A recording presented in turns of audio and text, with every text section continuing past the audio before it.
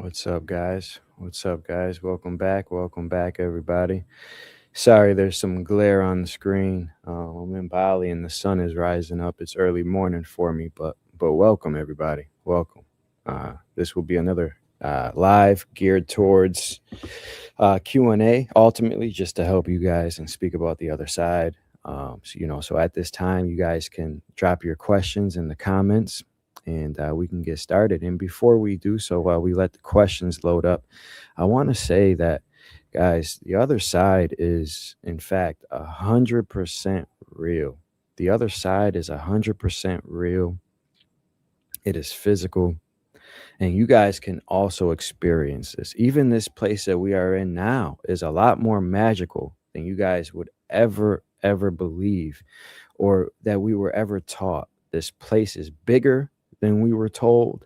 Even where we are now, this realm is bigger than what we've been told.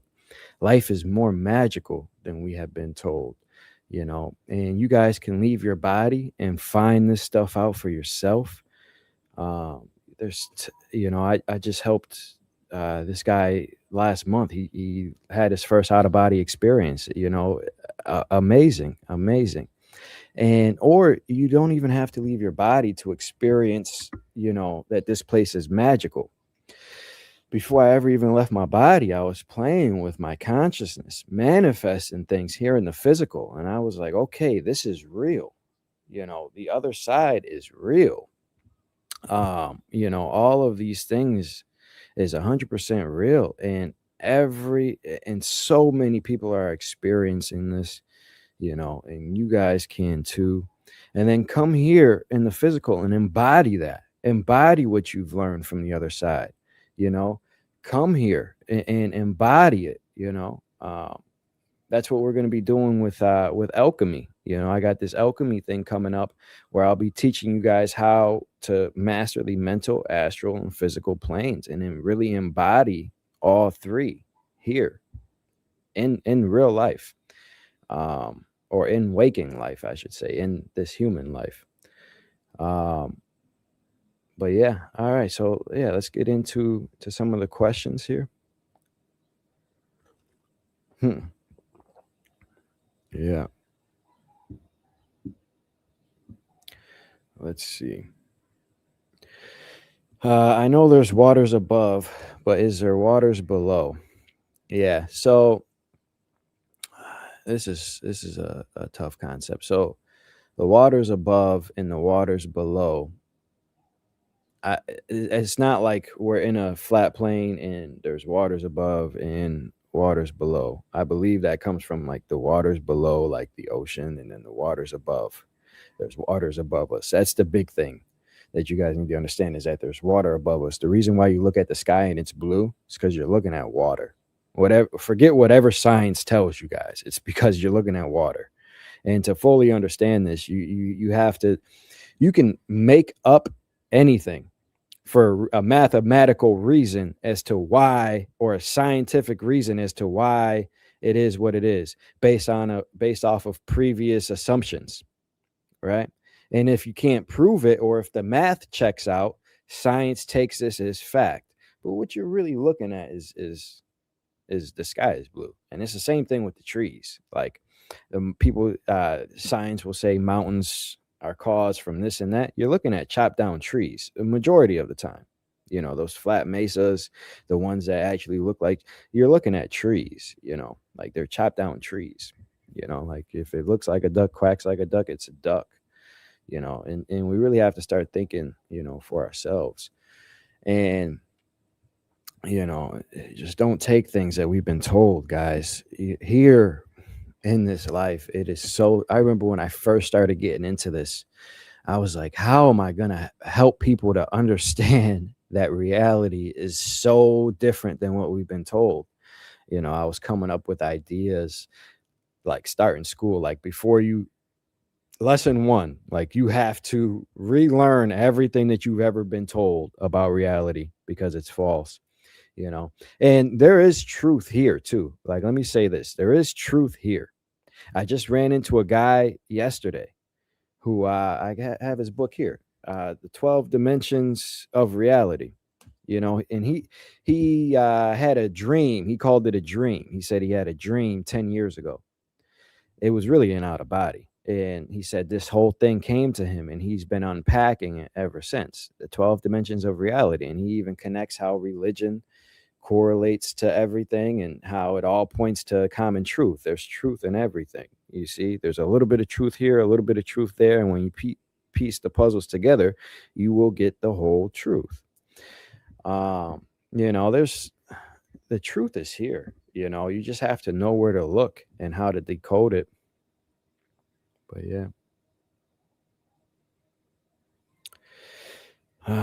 You're welcome. Thank you, guys. I remember now. I remember through OBEs and also through dreams. How do we keep on living when we know it's a game and people around us insist on playing the same old story? Yeah. So, I mean, ultimately, you can live in your own world, you know, and just have fun. Like I just did an interview, you know, the other day, and he's talking about AI and 15-minute cities and all this stuff. I'm like, if that's your reality, bro, because that's what you're listening to, sure. But that's not my reality. Like, I don't live in that world, you know. So, like, my world is great. You see, like, look around, you know, and we all have the ability to do this now. You know, it's like whatever you feed into your thoughts, and do it by leading by example. Do it by being the example.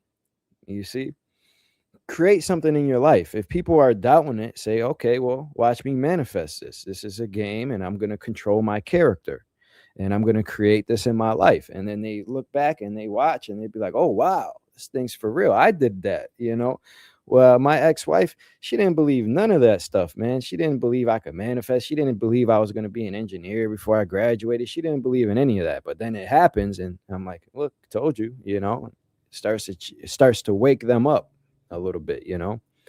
And you know, when they see how you do it, and just start waking them up, you know, little by little, you know, bits and pieces, you know, whatever you can. Everybody's at a different level of consciousness, you know, and seeing is believing for a lot of people, and the best way to do that is to live by example, you know, and to do these things that you know to be true. And manifestation is a great example of this, because, and when I say manifestation, I'm not talking like, I mean real manifestation, thinking of something, holding it in the highest regard, something that you don't even think is possible, something that you don't really believe is possible at first. Like, it's so far out of your reach, so far out of your grasp, and you think on it until the point where you feel it, and then you become it, and then you bring it into this reality. Like, that changes everything, you know. And people will see that. That's one thing. That's one way that, like, people can see.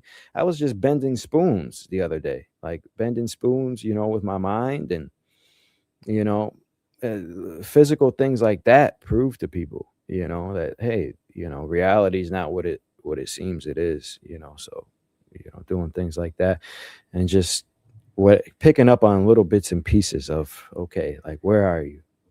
What would resonate with you?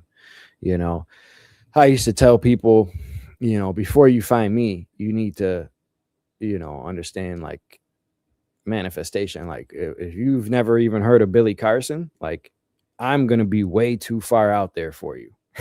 If you've never heard of, like, Matthias De Stefano or Dolores Cannon or any of those people, like, I'm gonna be way too far for you, you know. So, like, there's levels, there's ways to start, you know. But yeah, you can start there, and just show love, you know, and just show love and be compassionate. Like, you have to understand that we're in a game, and just because you're awake doesn't mean, you know, everybody else is. But that's what we're here for. We're here to help that. And you do that by becoming the example. Be the change you wish to see in the world. You know, be the vibration that you want to see. Spread love. Be love. You know, seek truth until you become the truth. Do things like that. Be the example. What's up, Mario? Welcome, man. Welcome.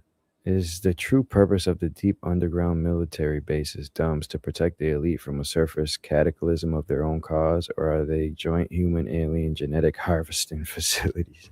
So it's a little bit of both.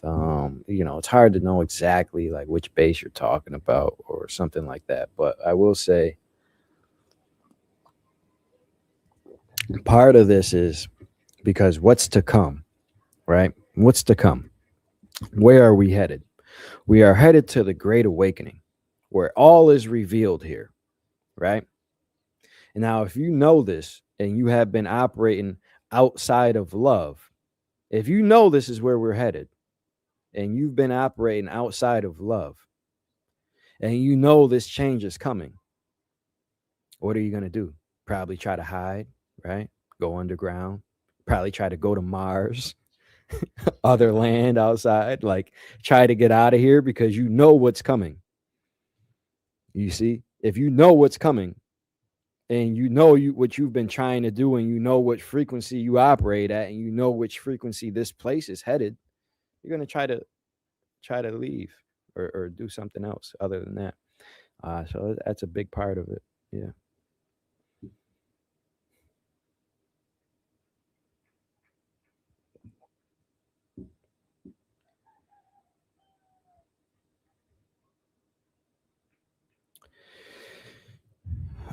Can you eat whatever you want? Do you have to go on a plant-based diet? Okay. All right. So this is a good question. Now, the best way to answer this is the best thing for you to eat is living food, right? Fruits specifically. Fruits is our primary diet, right?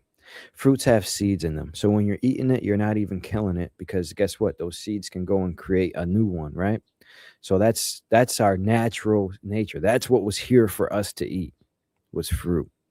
You see? And when you stick a voltmeter in fruit, it has a charge. We are electromagnetic beings. Why you need to eat things that help you produce electricity, right? That's first and foremost. That's what we're supposed to be eating. If you're eating anything at all, you don't even need to eat, man. Like you can get the energy from the sun, grounding yourself, like breatharians. Like that's the natural template, right? And then from there and herbs, like you're not supposed to eat a lot of vegetables. Like those are supposed to be to like heal you. Like that's for medicine. You see, in its natural form, in its base template here, vegetables are for healing. Fruit was made to eat. Now, with that said, and eating slows you down. Like this Balinese healer I go to that conducts electricity from his hands and things like that, and he's the real deal. He doesn't eat. He fasts. He fasts, 16 hours a day. So he eats between 7 at night and 3 in the morning. And he does that because he works during the day. So he'll wake up, he'll meditate for 2 hours in the morning. He'll wake up at like 3. He'll meditate for 2 hours in the morning. Then he'll go to work and then he'll work like all day, right? Healing people and things like that. And then after that, that's when he'll eat. It's like a resting period. Like you're not supposed to be eating like in the middle of the day, like when you're work, and eat less too. Eat way less. And what I found was that was hard for people to understand. Like we went to this group thing and I forget these things have become such a part of my life. Like they just seem so normal to me. And anything outside of there is just like, why would you do that? Like I feel like everybody knows these things, but they don't. Because when he said he fasts 16 hours a day, people were like, what, you do? And I'm just like, oh, that's crazy. Like that's where I tell people to start, is fasting 16 hours a day. And it's so mind-blowing how accustomed and how far away from the truth that we are. Now, with that said, you can eat meat. You can do whatever it is that you desire. You can. Now, that's the best thing to do is to eat fruit, right? That's the best thing. I still eat meat. I don't eat so much chicken anymore. If I do eat meat, it's like steak or ground beef, you know, and I eat a lot of eggs. It's just because that's what I like. I like eggs, and you know, it makes me feel full, especially when you're eating one meal a day. You know, it makes you feel full. And you know, that's what I eat. And avocado, peppers, onions, you know, things like that. And fruit, a lot of fruit, pineapple, watermelon, mango, you know, a lot of fruit. That's the best thing. But eat now, if I tell everybody here to just eat a fruit diet, you can't do that. If you have an issue with a kidney or something like that, it's going to exacerbate the issue because your body's already not conditioned to that.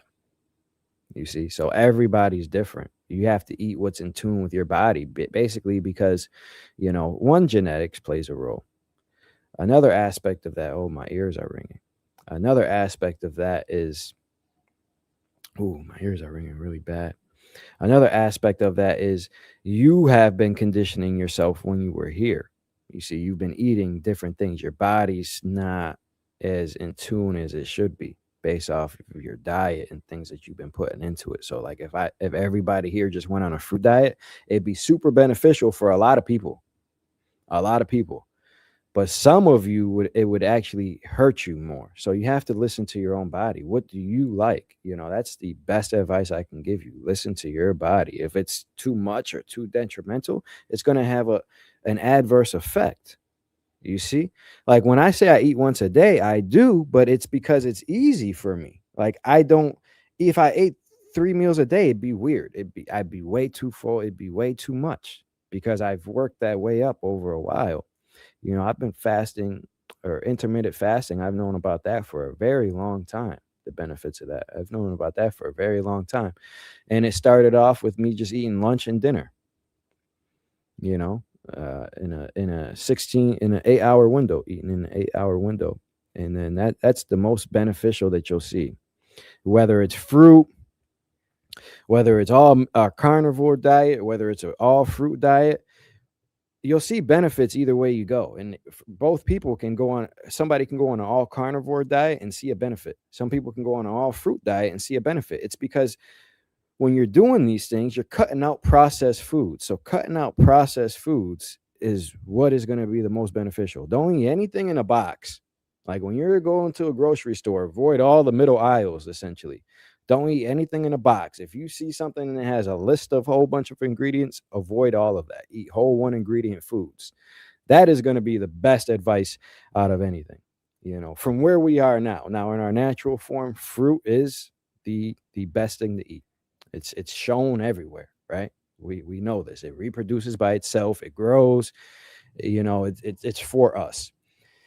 But from where we are now, we are so far away from that. Eating whole one ingredient foods and in an 8-hour window at least every day is the best advice that I could give any of you. Because when you're eating processed foods, your body's made to process the food. So when you're eating processed foods, it's like you're eating garbage. It's already processed. Why are you eating it? You're not getting any of the nutrients from there. It's garbage. Don't eat that. So eat whole one ingredient foods is definitely the best. And you know, people in this space, they always say, oh, you know, oh, you be vegetarian or be vegan, don't kill animals, like all that. No, you know, but eat whole one ingredient foods is the best. But yeah, aside from that, it's fruit. Yeah.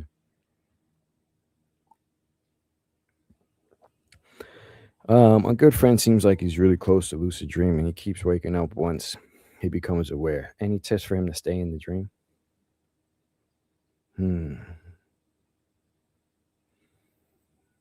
Practice. Before he goes to sleep, I would advise him to imagine a dream. Get a dream journal. Everybody here watching this should have a dream journal.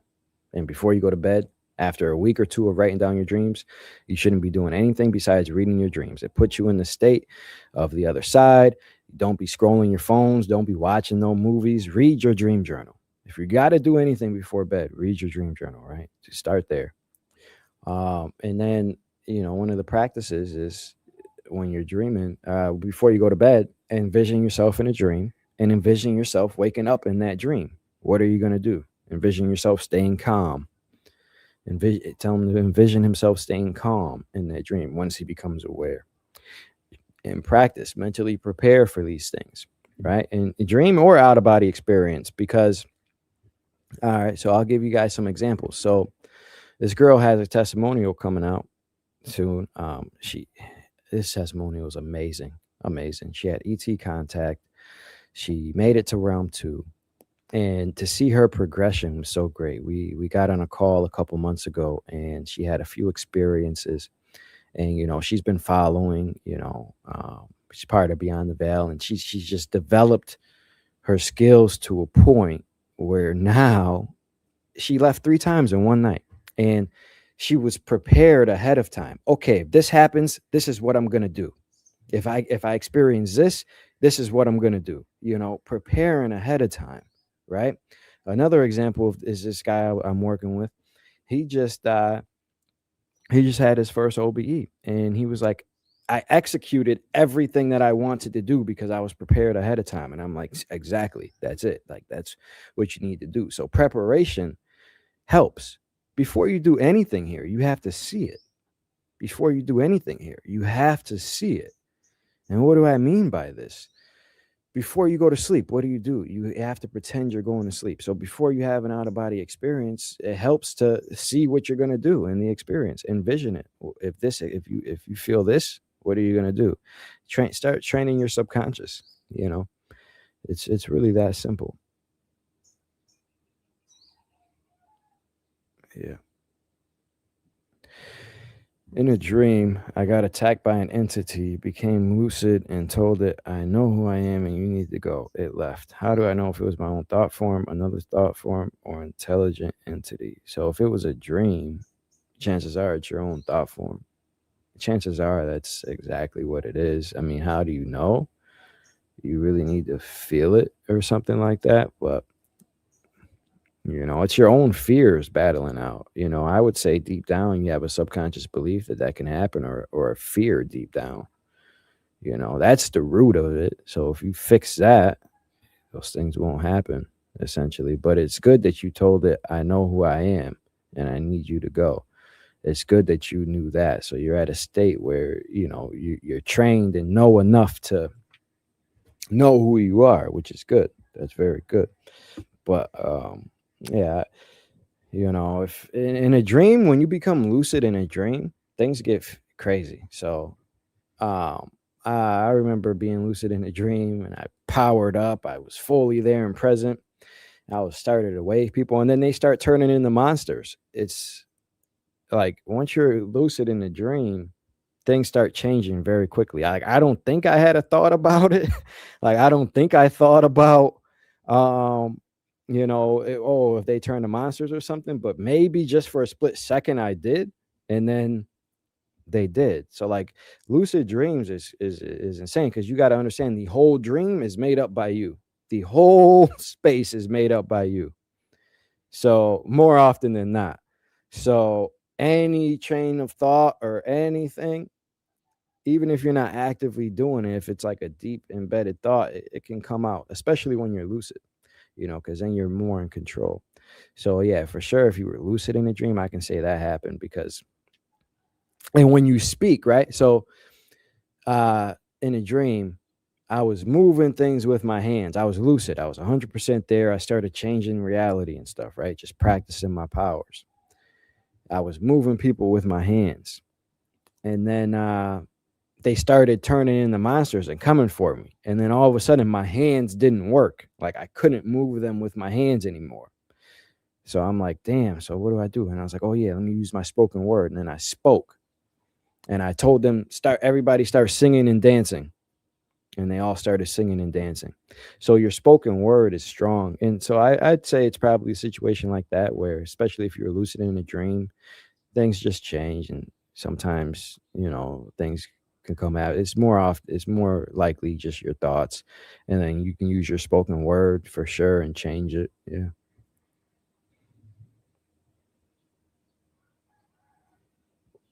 You're sure it's real for every one of us? Every single one of us belongs to the other side? Yeah. Like, yeah, where else would you belong to? Yeah, yeah, I'm sure it's real for every one of us.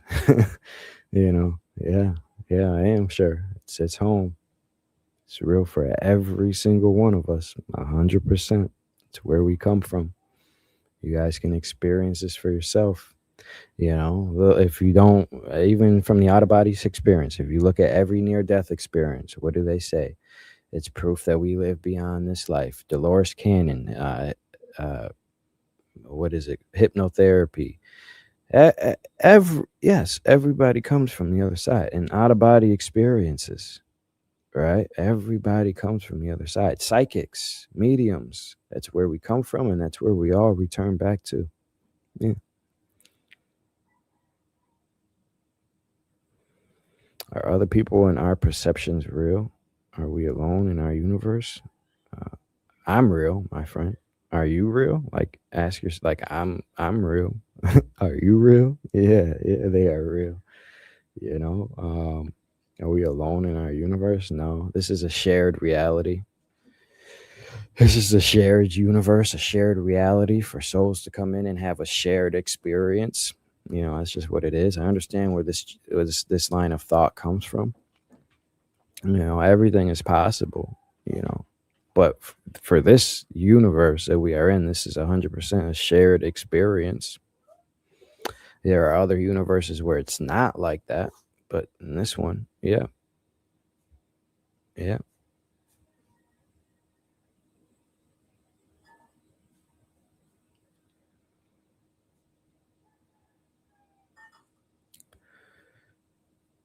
Could souls in the heaven realm also be in forgetfulness? No. To go through the veil of forgetfulness, it's here on earth. Now, if you're going there from here, you may not have all of your memories, but you're not even going to really go there or be there permanently until like you're back in like they're not in forgetfulness. They are in remembrance. The veil of forgetfulness comes in these lower realms, in physical incarnations. Yeah.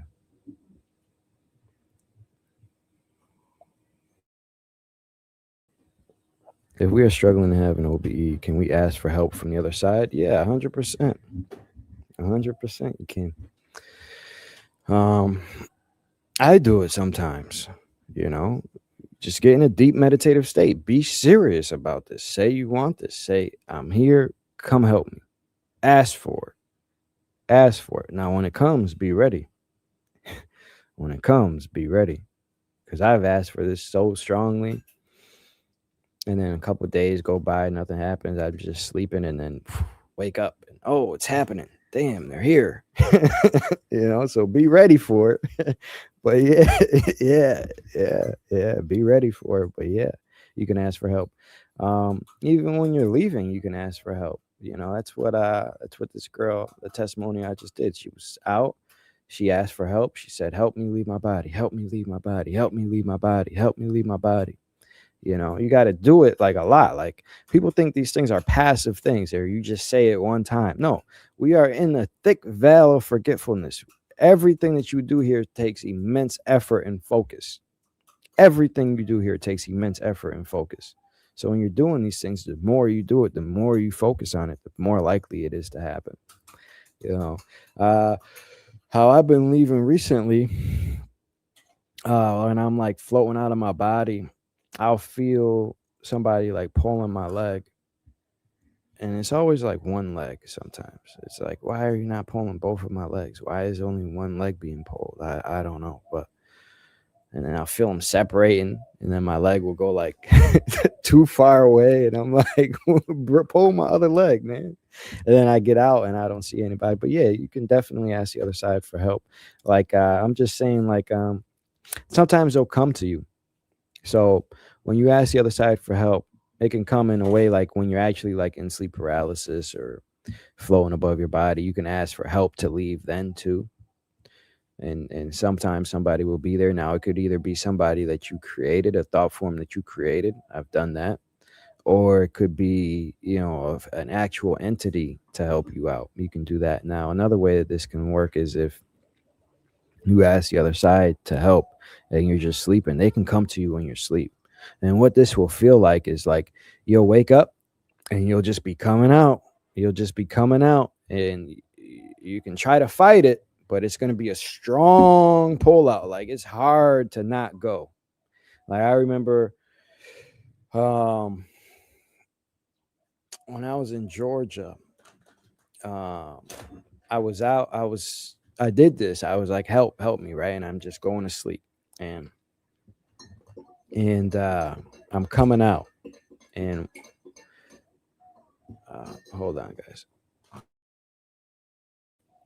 And I'm coming out, and it just felt like a strong pulling sensation. Like it feels like your soul is being sucked out of your body. You know, it feels like your soul is being sucked out of in it. It was so, I was trying to open up my eyes and stop it. I couldn't. It was like it was such a strong force, you know. So be ready, and they'll come there, and then when they come, you know, they'll be there as soon as you come out. You can certainly ask for help from the other side, but and it's when I say you can certainly ask for help, you can, but it's not like you just lay there and say, oh, help me leave my body tonight. No, like I mean get in a real meditative state, connect with the other side first in a meditative state. Just assume you're talking to the other side. Say it in the mirror. Say, tonight I will leave my body. Help me. Like, and mean it. Say it with your soul. Don't say this, say it with your soul and mean it. You know, really connect with the other side, and they will come through. They will come through, you know. Focus on a thought for 17 seconds straight. You know, focus on a single thought for at least 17 seconds straight.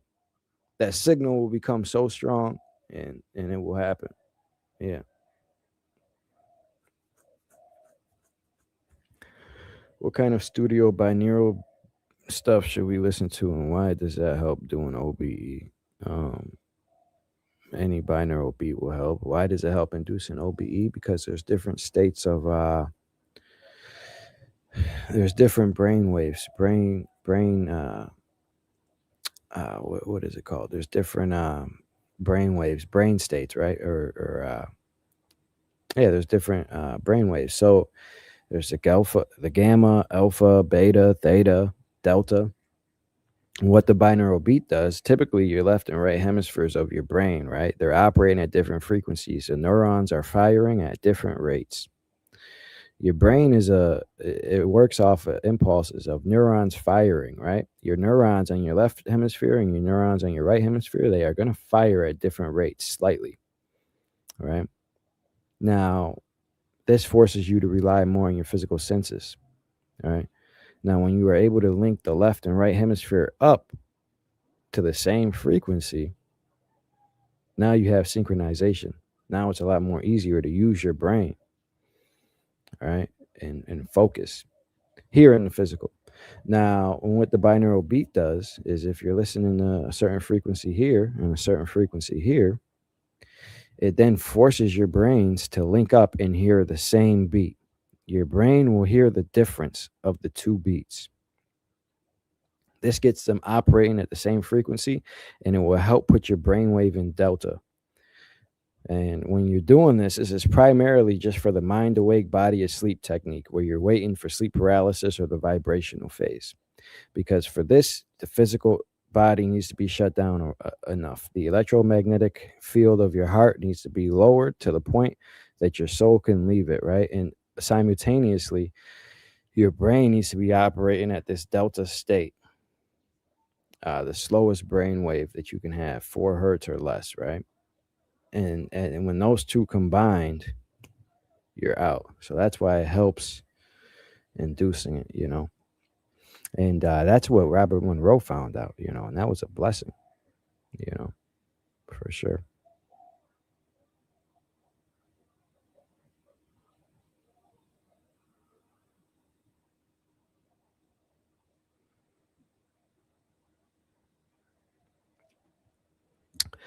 How can you support eating meat? Have you seen footage from slaughterhouses and what those animals are subjected to? Yeah, guys, I'm not getting into that. You know, do that with somebody else.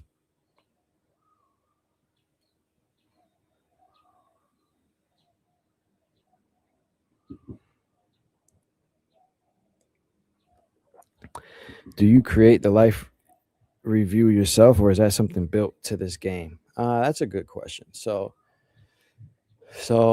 that's a good question. So, um, it's I want to say it's something built in. It's like what you sign up for after this, and it's a good thing because from all when you're in your human perspective, it's like, oh, I don't want to do that. I just want to do this and that.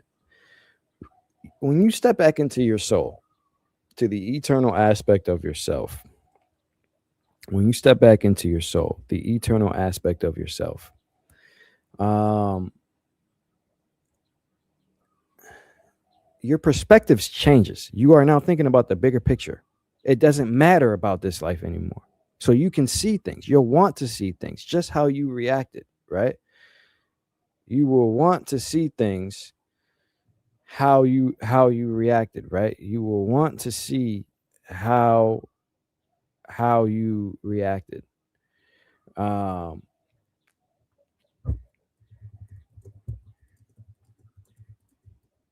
hold on.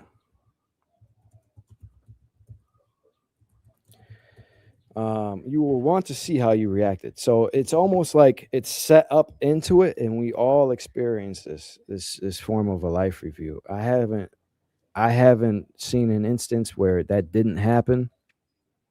It happens for me. And it's like part of the integration process back to the other side, you know. So it very well could be something that's built in. It very well could be, but I don't have that definitive answer.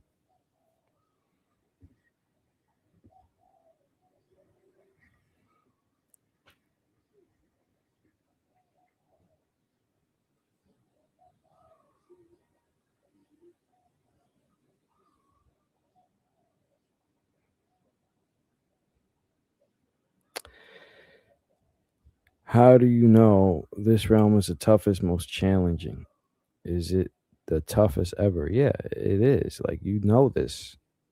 When you go to the other, you'll know this. Yeah, like, you just know. Everybody knows this, you know. It's a known thing. You know, you know that. It just is. This is the only creation of its kind. This is the biggest creation in all of ever. This is the biggest creation that's ever been done. This is the most massive one. This is front and center on the other side. Everybody wants to come here for this reason. This is the toughest. This is the one with the most restrictions, the most dense. When you leave your body, you will see that. Even when you're outside of your body in this realm, you will see and you will experience the frequency of this place. Fear still exists here. Dualities exist here. You can see the greatest thing here, or you can see the worst thing here. You know, and as you go out higher and higher, it gets better and better. Those things don't really exist. It's like it's a known thing. It just is. How do I know this? You know, personally from my experiences when I was here, that's what it felt like. You feel the vibration. You feel it. You know, it feels sticky. You know, it doesn't feel good here. And then once you leave this place, this realm, and things feel back and your memories start to come back and you're just like, man, glad I'm out of that place. You know, that's kind of how it feels like. It's just like, man, glad I'm out of that place.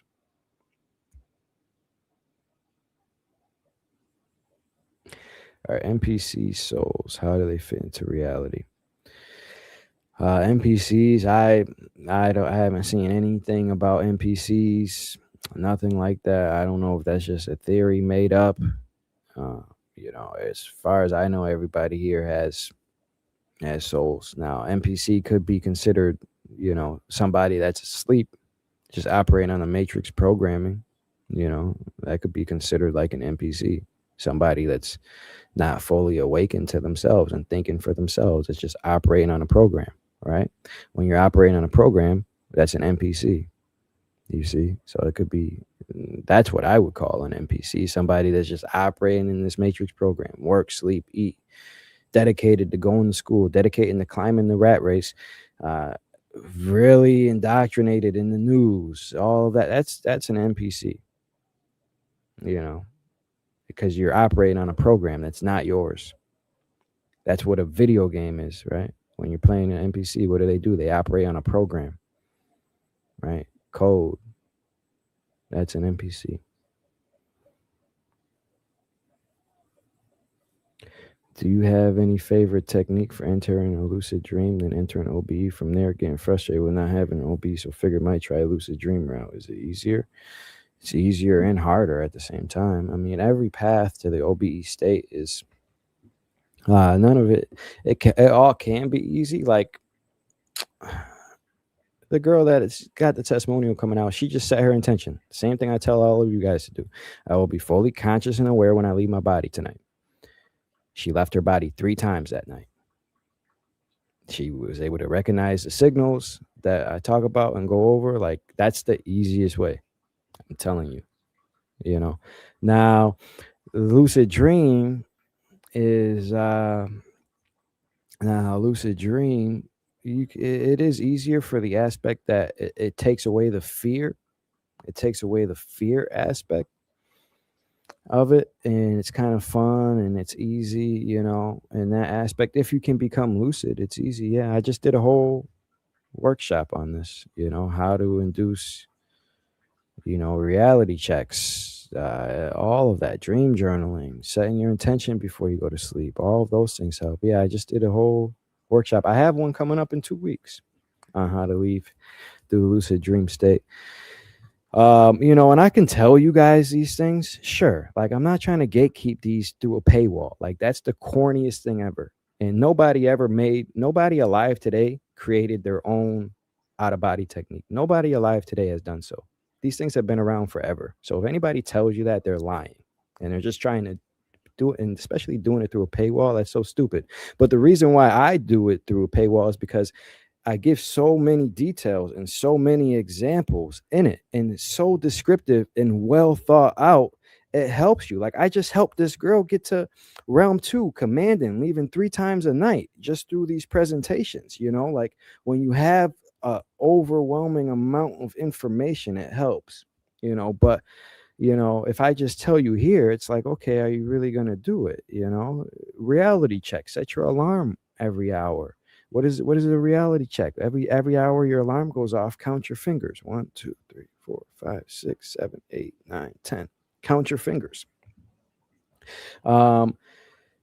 Look at a clock twice, read text twice, do this every hour. You'll start to train your subconscious, and it takes 21 days to form a habit and train your subconscious, right? So after 2 to 3 weeks of doing that, you'll start to see success if you do this correctly. A lot of people seen success in this week. In 2 or 3 days of doing that, they were becoming lucid in a dream, right? And then once you're lucid in the dream, do the reality check. Once you realize you're dreaming, say, oh yeah, I'm dreaming. Do the reality check, count your fingers, look at your hands, touch them together. Then you will be fully in that dream. Or just command clarity now. Now, I've been telling people to do this clarity now command, and then when they're out, they're saying it doesn't really work. And the relax more works when trying to leave your body and stuff. But it does work. You just have to repeat it over and over and over again and really command it, you know, like really command it when you say it. Clarity now, like when you do that. But what helps for me when I'm in a dream is when I touch my hands and I feel the physicality of it. That's when I'm really there, you know. That's when I'm really there and present, and that helps. And then to leave, you could just, anything that you can think of, you can do. Like, I've left dreams just by feeling one dream and just thinking of the other one and shifting. Then you'll feel the shift.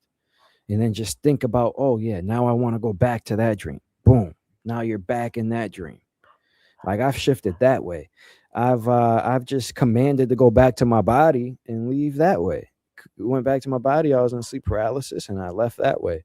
You know, there's tons of ways to break out of the dream once you become lucid in it. You know, I go over going over many of these, in 2 weeks, and presentations is honestly the best way for you guys to get like a lot of information very quick, and it's all there. Like I put a lot of detail into these, and every technique, and it's well thought out stuff and things that work. Oh, 4-5 in here. What's up, 4-5? It's well thought out and a lot of work. So that's my favorite technique for entering a lucid dream. Now, what is another favorite technique of mine to enter a lucid dream?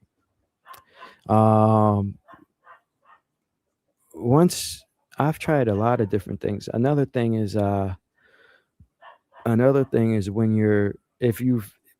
when you wake up in the middle of the night and you just had a dream, like that feeling like you just had a dream and you wake up. When you go back to sleep, think about that dream. Put yourself back in that dream.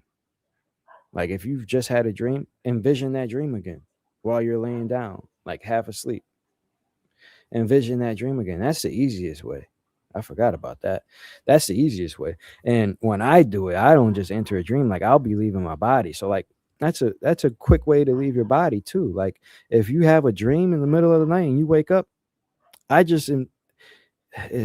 when I say this, you may not understand it, but what I do is I envision that frequency of the dream. By that frequency, I mean like, what is that feeling of it? You see? Like, what is the feeling of the dream? And then I match that frequency of it. And then I'll just be out. And like the other day I was doing that.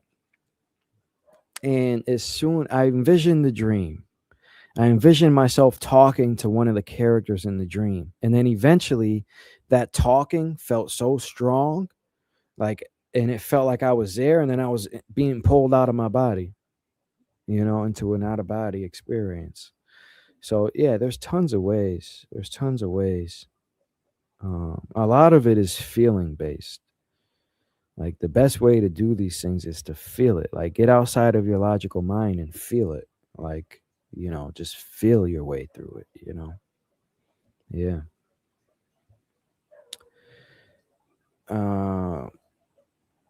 What's up, man? Some reason people do reality shifting where they live in Hogwarts, Gotham City, or the Marvel universe. Are they entering another construct or a dimensional space? Yeah, I don't know, man. I haven't seen that or really know like what you're talking about. I'd have to get more context to it, yeah, to really understand that. Sorry.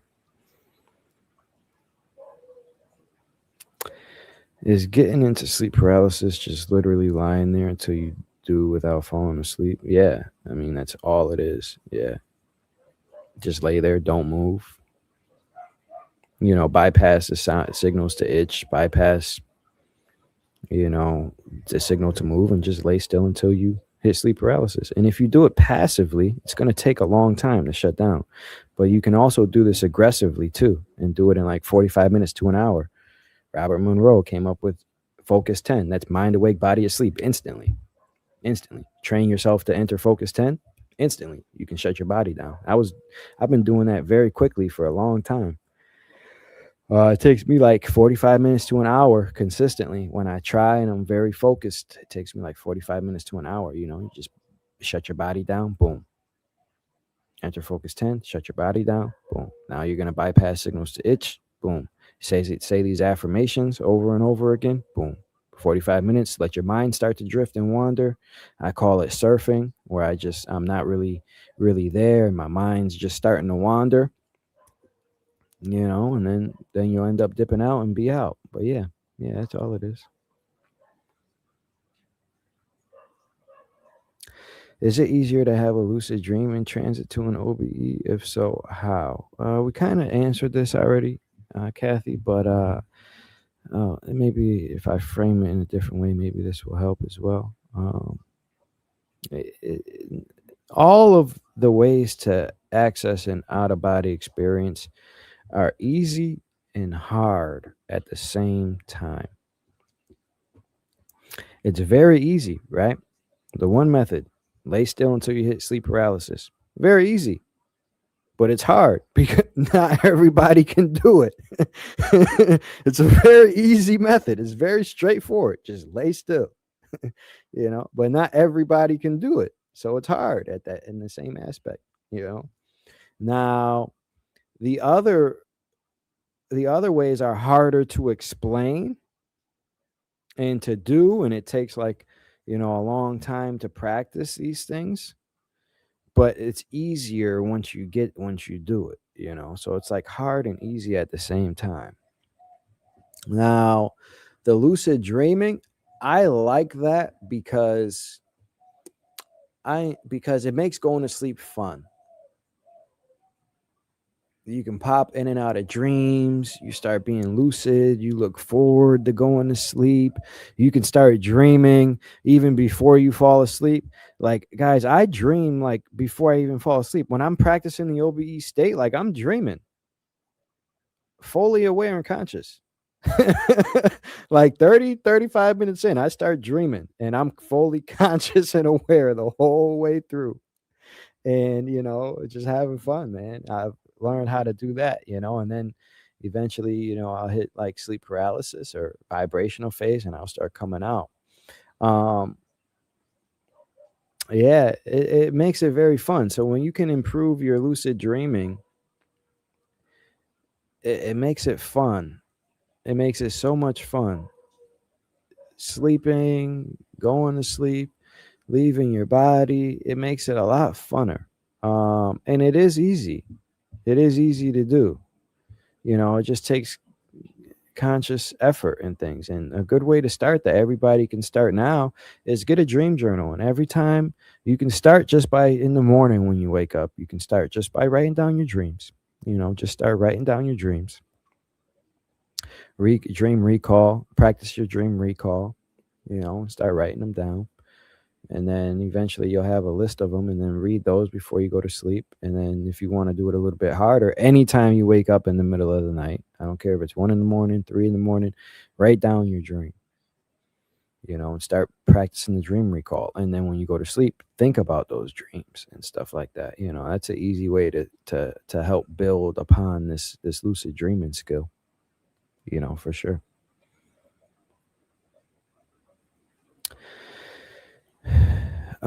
Any benefits to keeping a large mirror in your bedroom? Like, will beings have more access to you? Yeah, I mean, you can say that. Beings don't need mirrors to have access to you, though. It's more for like you. Like when you leave your body, you can go through your mirror, and it will be a portal. But like beings, they don't need that, and you don't honestly even need to go through your mirror to go somewhere. You can. But you also don't need to do that either. You can just command yourself to be somewhere, command yourself to go somewhere, and you can be there. But yeah, mirror, I get where you're thinking. I get where this thinking is coming from, but it's not needed. No, beings can come there either way it goes. Yeah.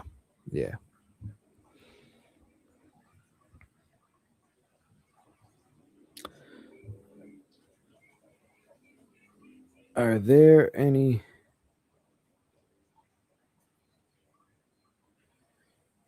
All right.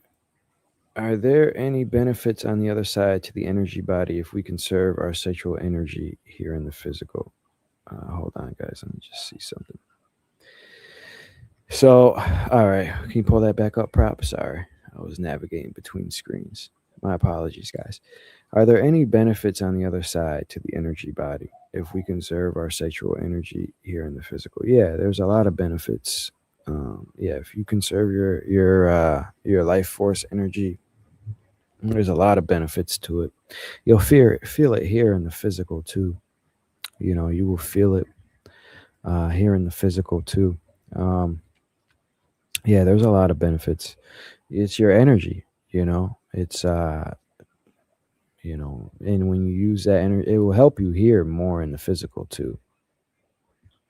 That's primarily where I would say the benefit is here in the physical, because everything is energy. So the more energy that you have, you're able to exert that energy into something else. Like if you want to create something, and you preserve your life force energy, and then you put that same energy into what you want to create, you're able to create it much easier. This is why athletes and boxers, they practice abstinence before a fight or a match. They're conserving their energy, you know. I'd say more so that's where the benefit is, but you'll see it across the board as well. Yeah. Yeah. All right, guys, if you guys could just give me a few minutes, I will be back in like 1 or 2 minutes. I'll be back. All right.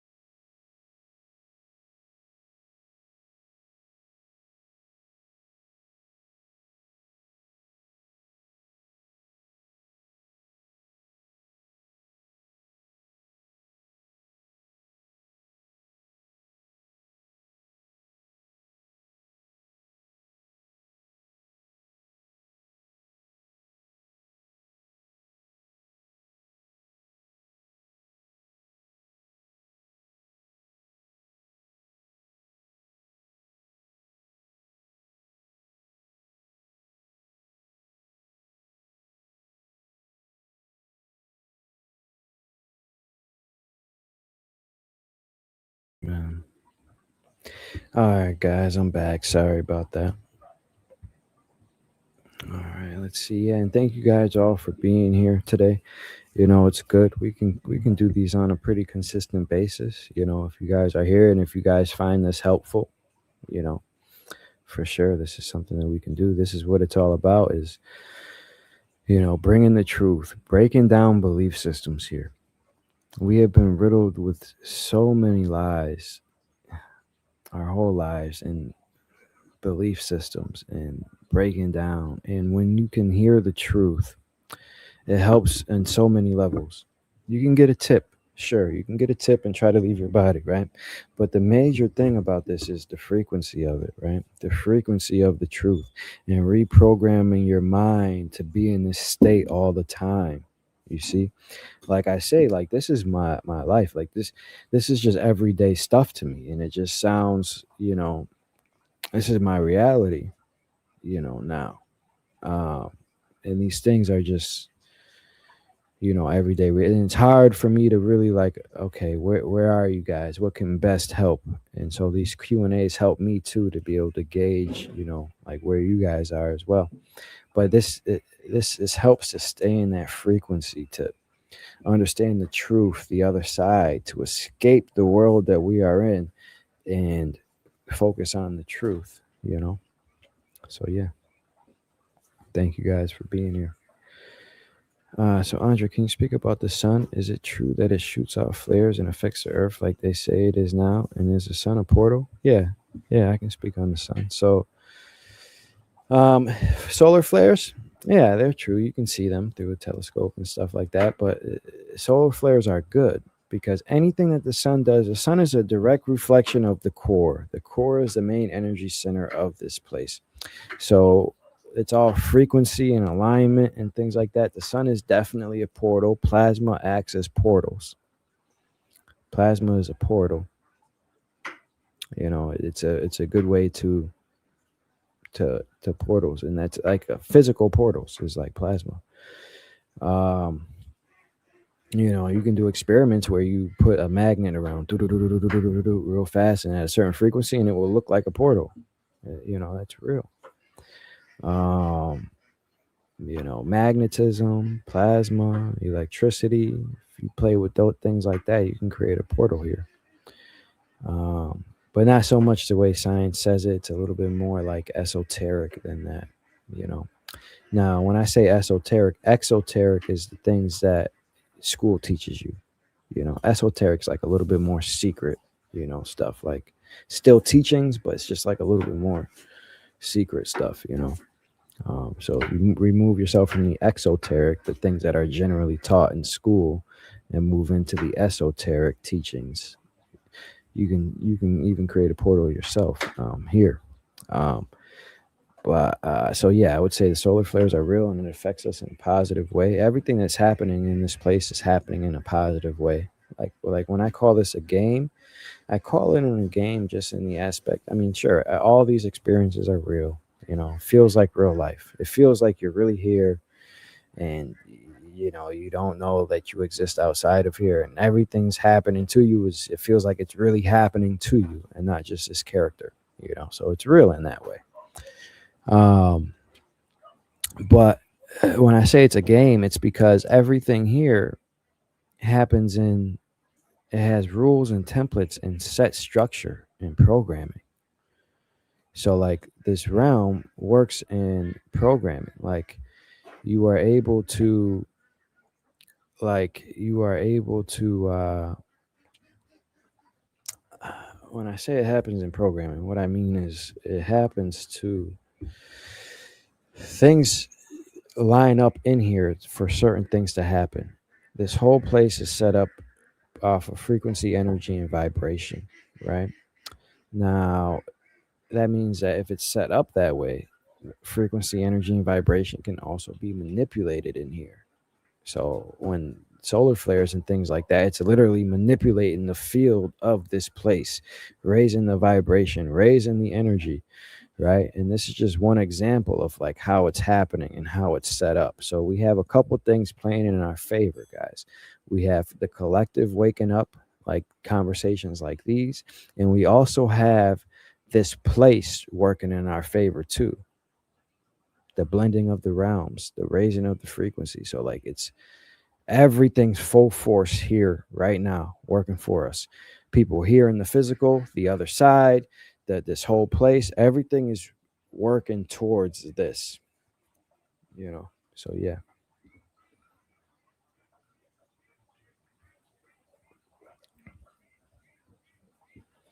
Have I met people out of body that are not conscious? They are out of body, yeah. Yeah, I have. It's like they're on autopilot. Yeah. I've talked to them and like they weren't like really there. Like it's like they're on autopilot. Sometimes too, you talk to them and they're fully there. And then they come back and realize and they don't remember. So there's different layers to it too. Like, yeah. But yeah, so I've met people out of body and I'm like, okay, you guys, so you know, and then they come back and they don't remember. So yeah, there's different things for it. Yeah.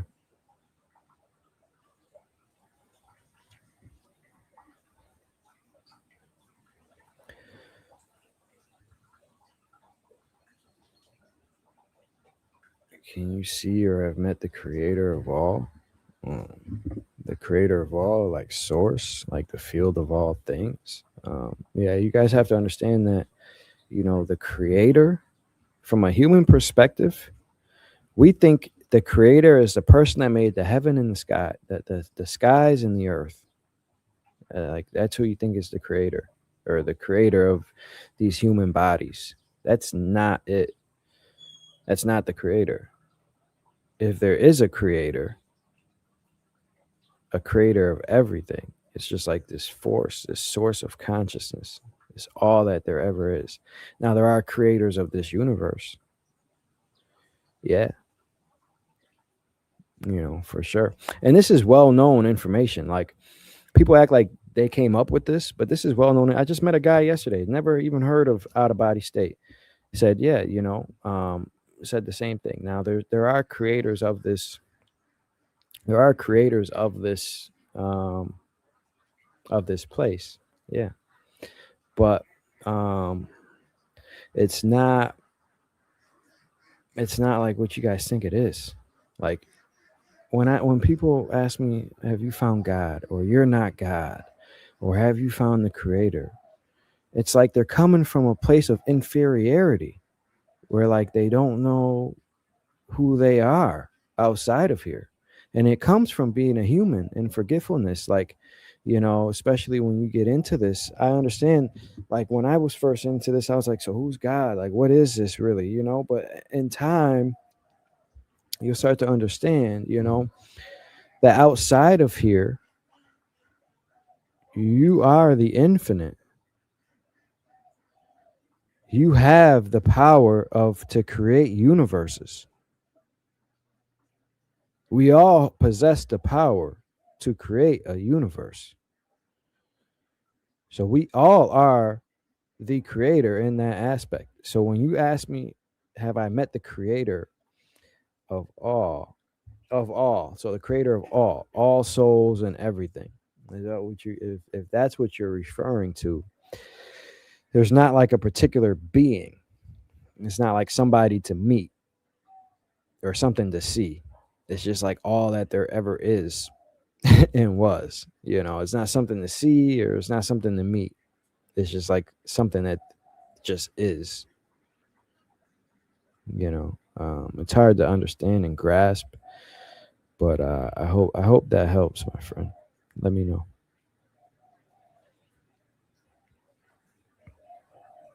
When you step back into your soul, are you male or female? Can you choose? Yeah, I would say you can certainly choose. I'm always male. Like I don't believe I've ever been a female. I mean, maybe, but like anything that I remember, I've always been a male. A male. Rova, you've been a man before, right? Yeah, I had a couple of occasions where I looked myself in the mirror and I had weird. I was me, but as a guy. Yeah. So like Lova said that she's had some experiences where she's looked in the mirror and she's been a guy like with a beard. She was like, "Oh, okay," but she was still her. You know, like she was still her. Same features. Like same features. Yeah, like every time I've looked at myself, like I have the same eye structure. Like you, when you look at yourself, you recognize it's you. Like I could be completely black, like a black Nigerian type template, right? But I will see like, oh, I am me. Like I still look like Andre, you know, but just in a different body, different template. But yeah, when you step back into your soul, are you male or female? I mean, the essence of male or female and duality in that aspect only exists really here in this universe. You know, like that's where the concept of duality even came into play. Before that, that wasn't even a real thing. So when you guys are saying these things, there's levels to it, right? It's like I gotta catch like which level to take this to. When you step back to your soul, immediately, we'll just keep it here, right? Like immediately. Chances are you're gonna be the same gender that you are now. Now, some people who have had many lifetimes of females and then they come in this life and then they're a male, that's when you know you get those tendencies where the female is bleeding through a little bit too much or something like that, and it's hard for them to be a male here. That's just one example of how it can happen. Is this the case for everything? No, this is just one example. It's because they had many lifetimes as this other gender and then they're here, you know. Now in those instances, I'd say probably their true self or what they really want to be is probably who they would be, you know. But yeah, you can certainly choose. You can certainly choose. Um, you can certainly choose. I've seen beings that were both, like the divinity of like both, like the epitome of both uh, sexes, and it was weird. Like I don't know how to really explain it. I could just like they were both. um, yeah, and I that's kind of like how we are outside of here. Like once you're kind of like both, you know. But duality came in here, you know. And then especially now this creation is changing the fabric of everything because before this it wasn't like this. We weren't communicating how we communicate. We didn't have knowledges that we have. This creation is changing everything. Now, when you come out of here in soul form, now you know what it's like to be a man. Now you know what it's like to be a female. You didn't know that before. You see? So, like, it's changing everything. But yeah, so once you get outside of this creation, you step back, it's weird. Things are changing. You know, this changed everything. But yeah. So there are creations or realms we can incarnate into with the all-knowing, no memory block. Yeah, 100%. Yeah. This is why this is the hardest place, because this is like realm 1 and realm 2. I can't say for sure in realm 3. I want to say realm 3 was set up more so like you're there in forgetfulness, but you remember and you know more as well. But it's also hard to say because, like, I've never seen a baby in realm 3. But realm 1 and realm 2, for sure, you come into in forgetfulness. And other than that, you don't. Like, when you don't. In other universes, you go into them with all of your memory. Like, this is the only place in all of creation where, like, you get a memory wipe. And this is a crazy thing to experience, guys. Coming here on Earth is a crazy thing to experience. You have to imagine. All right, imagine if we're sitting in the living room and I'm telling you, like, hey, I have a video game for us to go play. You'd be like, all right, yeah, I like video games. Like, let's go have this experience. Let's go play. And I'll be like, but in the game, it's going to feel very real, and you're not going to remember that you exist outside of the game while you're in it. You're going to have a complete memory wipe, and you're going to have to start over from fresh. You'd be like, what? That's a crazy idea. Like, have my memory gone? Like, but it would sound enticing and intriguing. Like, oh, yeah, but you get to develop and relearn everything all over again. You'd be like, oh, yeah, let's try that. You know? This is a crazy idea to do. Have a soul, an almighty being's memory wiped? Like, that's crazy. It's a crazy concept. And we're all in here in forgetfulness. A lot of people watching this right now are masters in forgetfulness, spiritual warriors in forgetfulness. You see? You guys just don't remember who you are. A lot of you guys here are spiritual warriors in forgetfulness. You just don't remember yet. This is a crazy experience, guys. Crazy experience. And once you remember, all you want to do is help other people wake up and remember. That's it. It's all you want to do. So, yeah, but yeah, you can go into other creations without, yeah.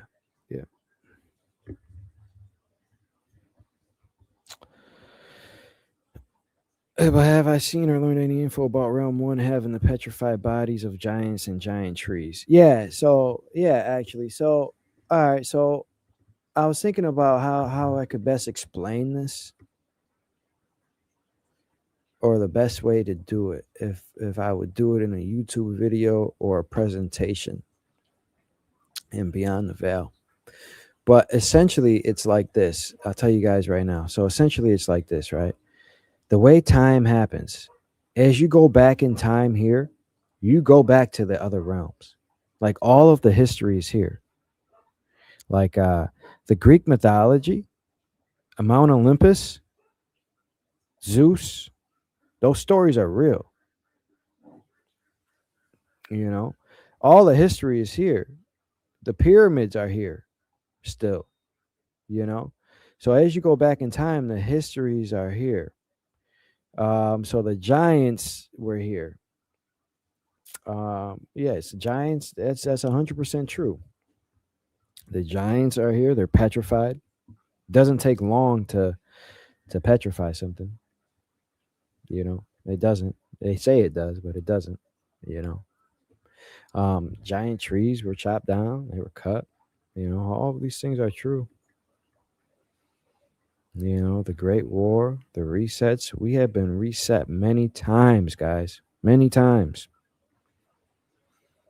We have been reset many, many times. And before this, it was beautiful. This place was beautiful here. You know, we once walked with giants. We once walked with angels. I know this, depending on where you guys are, if this is new to you or something, I know it sounds far-fetched, but it's not.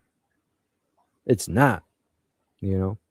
And like, I grew up here just like all of you guys. You know, I grew up believing I was very embedded in the Matrix.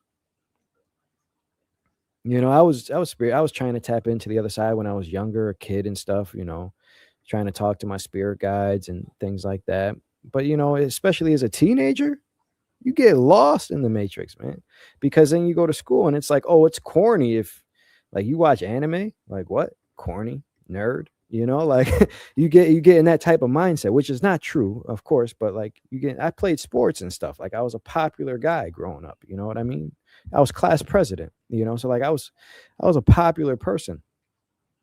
And you get caught up in that, in the Matrix and stuff, and then you believe that that's only right and real and stuff. And I remember like when I was like 13, my dad was getting into all of this stuff, finding out the truth about religion, where it comes from, how it really comes from all the ancient Egyptian things. Like he was finding the root of everything, and he was trying to present it to me like, oh, you know they made AIDS, right? He was like, oh, you know where Santa Claus really comes from? Like where the Easter Bunny really comes from? I'm like, I don't care about that. Like 50 Cent just dropped Get Rich or Die Trying. You know what I mean? Like, so I remember one time me and my dad, we went to go see Dave Chappelle, and he was yelling out in the crowd, hey, Dave, did they tell you the truth about Santa Claus? And because Dave Chappelle left America and went to Africa when he refused to sell his soul for the money. You see, so like I grew up in the Matrix too. So like these things are strange to me. They were, you know, but also when I heard these things, it resonated with you. Now, when you hear somebody speak, if it resonates with you, if you're stuck listening, if you get goosebumps, this is your DNA activating, resonating with the truth. You see, so like at the same time, these things were new to me, but they resonated. And I'm like, yeah, this is true. And it comes back as a remembrance, right? And then when you start to leave your body, you might not even need to see something when you leave your body. You can just leave it and just come back with a knowing and an understanding like, yeah, that's what it is. I remember. Come back like I remember, you know. But yeah, yeah, giants are very true. That's what the war in Iran was about, or Iraq. It had something to do with the giants. With the giants there.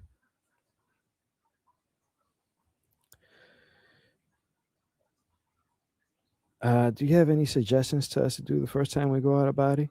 Beginner stuff? Yeah, just so the first time you get out of body, just try, right? I was just working with this guy the other day. He had a whole plan. He was like, I'm going to get out, look myself in the mirror, and go see my mom in heaven, right? Like he had a whole plan. And then he gets out, goes to the bathroom. He's like, the bathroom wasn't where I thought it was going to be. He was like, the bathroom was not where I thought it was going to be. I'm like, yeah, I told you it's a little different. He was like, so, all right. So he was like, all right, my next plan was to go to heaven. So he tries to go to heaven. He's transported. And then he was like, everything just went black. He was like, I was waiting for something, but nothing happened. And he was like, he felt like he moved, but nothing happened, right? This is his first out-of-body experience. And then he's like, all right, so what's next? He was like, I'm going to go to the halls of Menti. Tries to go to the halls of Menti, and it's black there too, but he feels the shift. So he feels himself shifting somewhere, but it's all black. And then he hears voices and people talking and stuff. So just try stuff, man. You know, like, all right, so an example is when he was in that portal, that happened to me the first time. I'm like, I hopped in through my mirror. I was just in this portal. Everything was black. I heard energy around me. I'm like, damn. So how does this work? Like, am I just going to be transported somewhere? So I just sat in there and just waited for a little bit. I was like, all right, nothing happened. Nothing happened. So I'm like, all right, maybe I have to move, So I'm touching around me. I can't go that way, can't go that way, can't go that way. Touch forward, I could go that way. So I walk. And then on the other side of it, I came out, So the best advice I have is to just get away from your body. You can have a plan or a goal or something that you really want to do. You can have that, whatever it is, and just try it. Just try it. The best thing, honestly, is to this is why I created Beyond the Veil, because I talk about so many things, navigating the other side. And this girl, she's been a part of it for a while. She had out of body experiences. Her first ones, they were pretty good, but then just recently she had an amazing experience. She was able to leave 3 times in one night, met Arcturians. They showed her history. She made it to realm 2, all by commands and things that I talk about, hey, if you're in this situation, you can do this. Just examples, right? Because the other side is infinite, right? Just examples. So you may find yourself in certain situations and learning how to navigate and things to do. That's another thing, because leaving your body, that's the first step. All right, now you're out. Now what? How do you get around? What do you do? What can things look like? That's the next thing, So, but a suggestion, just try to get out, man. Just try to get out. Just try to get out, and then once you're out, just see what happens, and don't have too many expectations. You can have a goal in mind, sure, but be open for anything. Be open for anything. Don't have a preconceived notion of how something should appear. Just go and just be happy to be out, and just be open to receive anything. Because you could have a plan to be out, and then the first time your passed away mom could be there and be like, oh, hey, or anything. Or you can leave and nothing can happen at all, and you can just be in your room, just be ready, and just educate yourself. The first time to go out of body, I would say the best thing to do is educate yourself, because we're relearning, right? We're stepping back into remembrance. We're relearning everything again. So the best thing to do is educate yourself. Educate yourself. Watch YouTube videos, watch anything. Educate yourself. And by educate yourself, I mean sign up. I don't even like to promote this dude anymore because he shot me down or whatever. But sign up for Darius's course, because however he moves does not mean I have to move the same way. You see, so you sign up for his. Prepare yourself. Sign up for mine. Prepare yourself. With information on what to do. Prepare yourself with what to do. And educate yourself. That's honestly the best way to do, because there's so many things that can happen. So many things that can happen.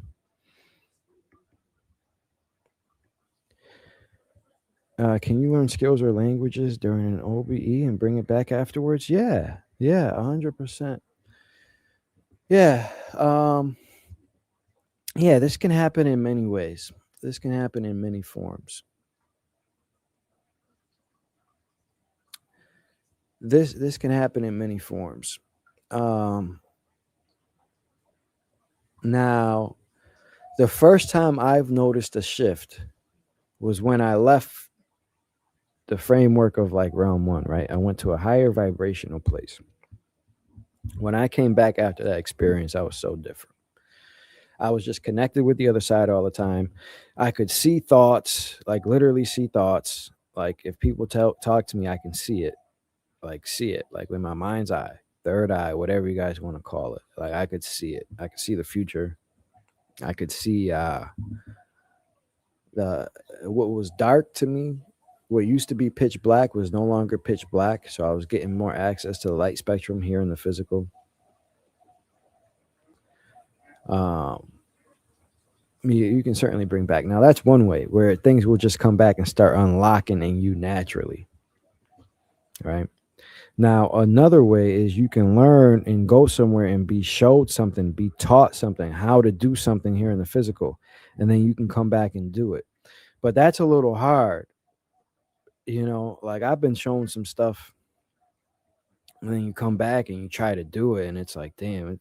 Then you're back in the hardest game ever, and you're like, man, I don't got time. I'm not about to focus on that, Like, it takes time to focus on things and to do things here. Like if you're talking about a real skill, like levitating, like that takes focus, and you'd have to train. Like you can do it. We all can do it. You can be shown how to do that, and then you got to come back and practice it and really apply it. You got to come back and really apply it, and it takes time to do so, because we are in the hardest game ever, right? It takes time and effort to do so, but you can certainly do it. Now, skills or languages, yeah, things can come back in that aspect too, like languages. Like, yeah, it can certainly come back in that aspect too. Like you can just leave and just come back and have this random skill.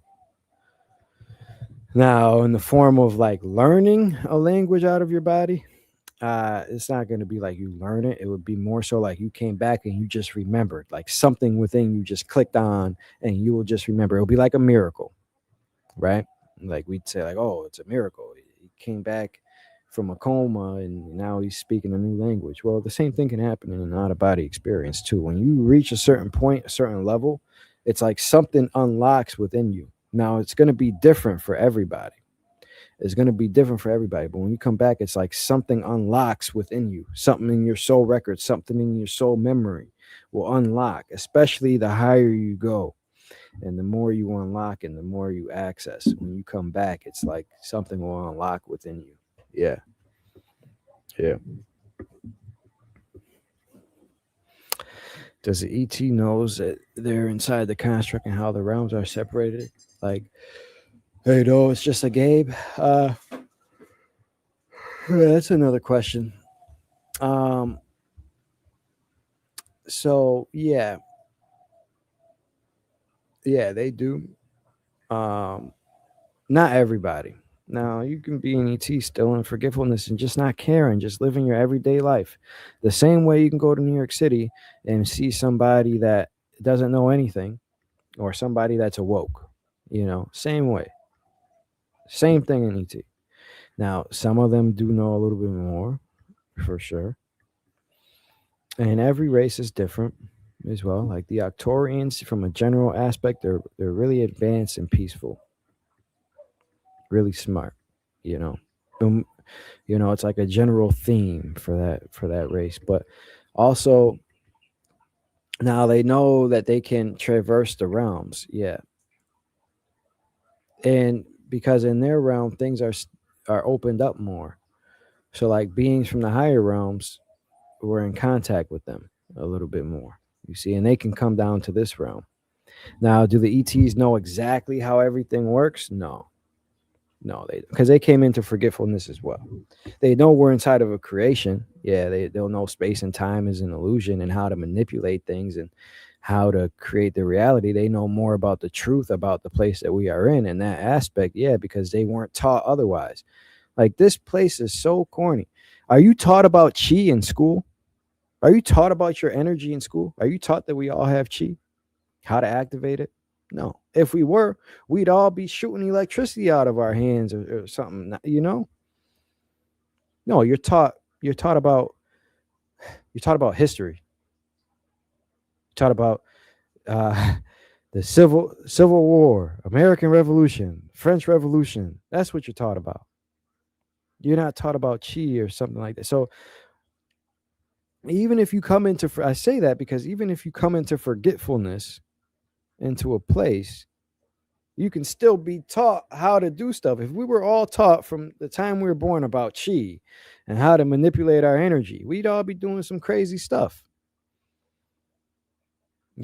or taught about the universe, the elements, how to manipulate the elements. We've been manipulating our environment, same way the ETs were, same way they are. So they know that we're inside of a creation. Yeah. They do know it's separated by frequency. Yeah. They do. Now, does every single one care or no? No, but from a general aspect, they do. Yeah. That's how their world is set up. Think about it like this, like you'd say, yeah, we understand, human race understands how to make cars, right? How to make cars. Now, does every one of us know how to make a car? No, but like we have them, so it's like the same thing. Like, yeah, everybody, they know how to do stuff, but does every single one of them know? No, but like as a whole, yeah. As a whole, yeah, man. Yeah, they know a lot more about this place than us, and we would too. This is we would too. Like, this is why I opened up my things. Like, this is why I'm doing the alchemy course, to teach people how to manipulate their energy. Really, what are they? Really, how does things work? How does this universe really work? Okay, once you understand how it works, how can you use this to your advantage? How can you use this to then manipulate your reality? How can you use this to master the out-of-body state? How can you use this to master physical reality? Can you manipulate matter? I'll show you guys.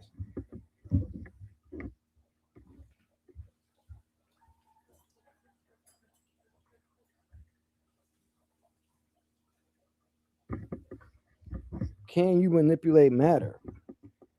Bending spoons. Bending spoons with your mind. Bending spoons with your mind, Now, when I say bending spoons with your mind, it's not like I just looked at this and bent it. But you see, right now, I cannot bend this. I cannot bend this with all of my might. It's hard to bend it. But when you focus on it, you can bend it. And I broke this one. When you focus on it, you begin to manipulate the material, and then it becomes easy to bend.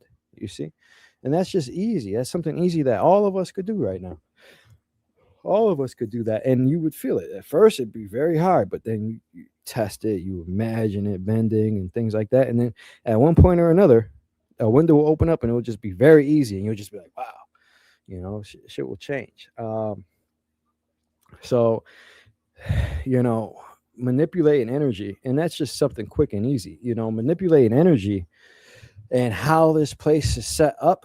That's what's important, and that's what's really going to wake us up, and that's what's going to really create gods on earth. It's things like that, and that's what I'm trying to do is explain to you guys how this works, how this sets up, and then how can you use this, and we could start doing it, start real alchemy, and alchemy's been considered the great work since forever. Like, yeah, sure, on the other side, waking people up to the other side, yeah, it's called the great.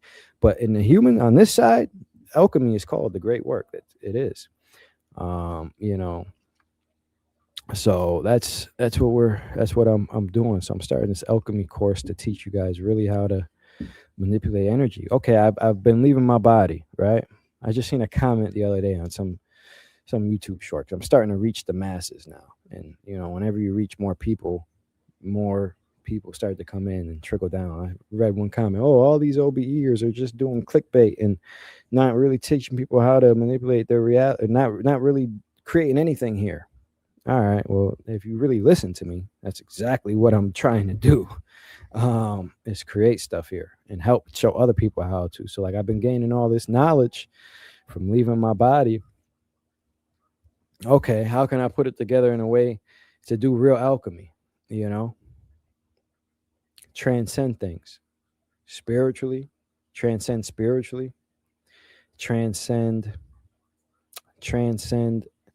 physically, mentally, and spiritually, the mental, physical, and astral planes. How can we manipulate these and really master them? Yeah. Have you healed anything in your body through the OBE state? Yeah. Yeah, apparently. Like, I don't go to the doctor or get checked up or anything, but I went to this Balinese healer the other day, and he's like, man, your body's perfect. And I'm like, damn, that's crazy. I died 3 times. Like, you know, I was like, damn, that's crazy. He was like, your heart's perfect, your kidneys are perfect, everything's perfect. I was like, damn, that's crazy. I've died and came back 3 times, you know. So like to hear that my heart is perfect, and this guy is the real deal. Like he's been trained to touch things. Like Lova had a crook in her neck, and as soon as he went to her, he was like, oh, you got a big problem here. Like he's legitimate. So like, yeah, he said my whole body's healed, you know, from leaving my outer body and coming back with all of my soul's frequency to hear, yeah, your inner body is going to be good. Your inner body is going to be pretty good. Yeah. Have you ever looked into Tartaria in your OBEs? Yeah, it's a real thing. It's a real thing. It existed before the reset, and you guys don't even have to really look into it in an OBE. Like things like that are truth. You know, things like that is just truth. The mud floods really happened. Tartaria was a real place. Now, is it exactly how people say it is here? No, but it was a real thing. You know, a real thing. It was a real civilization. My current understanding is, from what I've seen, there was 2 major resets recently. Very recently. First one was the Great Reset, the Great Flood, that separated us from where everything was opened up. And that happened relatively recent. Now, the next one, we rebuilt after that. We rebuilt things up after that, right? I haven't looked into this in a while. This last time I looked into this was probably like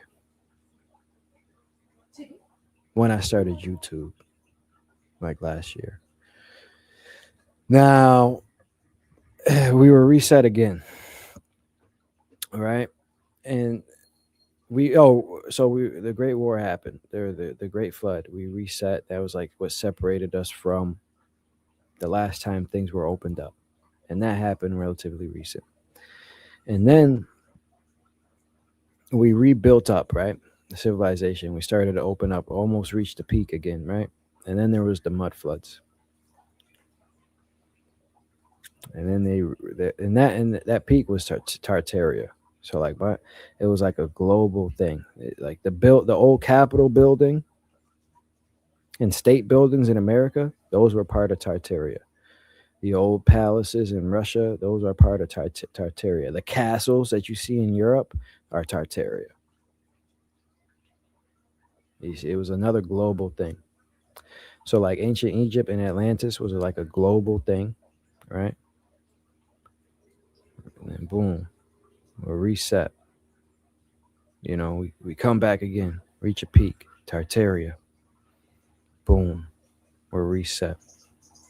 Now, that's my current understanding. I'm not 100% certain that's how it is, but based on what I have seen, that's my current understanding of what happened. You know, based on things I've seen and I've put together. That's my current understanding of how that happened. Um, yeah, I wouldn't go on the record and say, you know, for 100%, like I know, you know, but that from my current understanding, that's what I know. Yeah.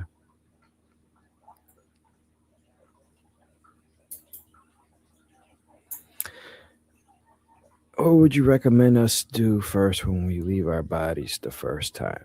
All right. So there's practical things to say this. All right. So I could tell you guys the first thing that you should desire to access is who you are and why you're here. Say, show me who I am and why I'm here. And when you say this, have people say these all long commands and phrases.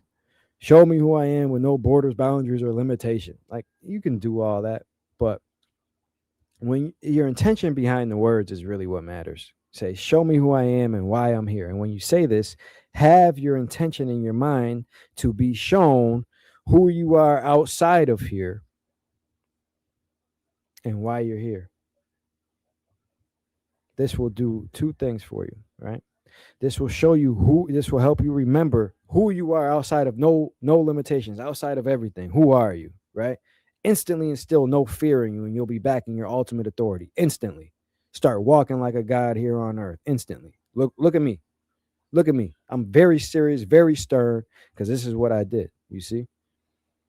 You know who you are at that moment. It don't matter what anybody tells you. It doesn't matter what anybody, you know at that point, right? Now, and why you're here, right? First thing, who are you and why are you here?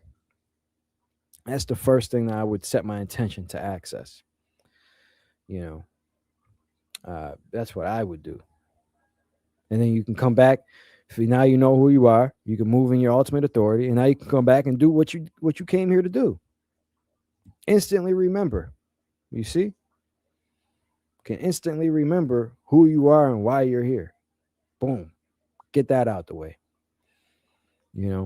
I would say do that first, because it all stems from you. When the airplane's going down, what do they say? Put your mask on first before you try to help somebody else.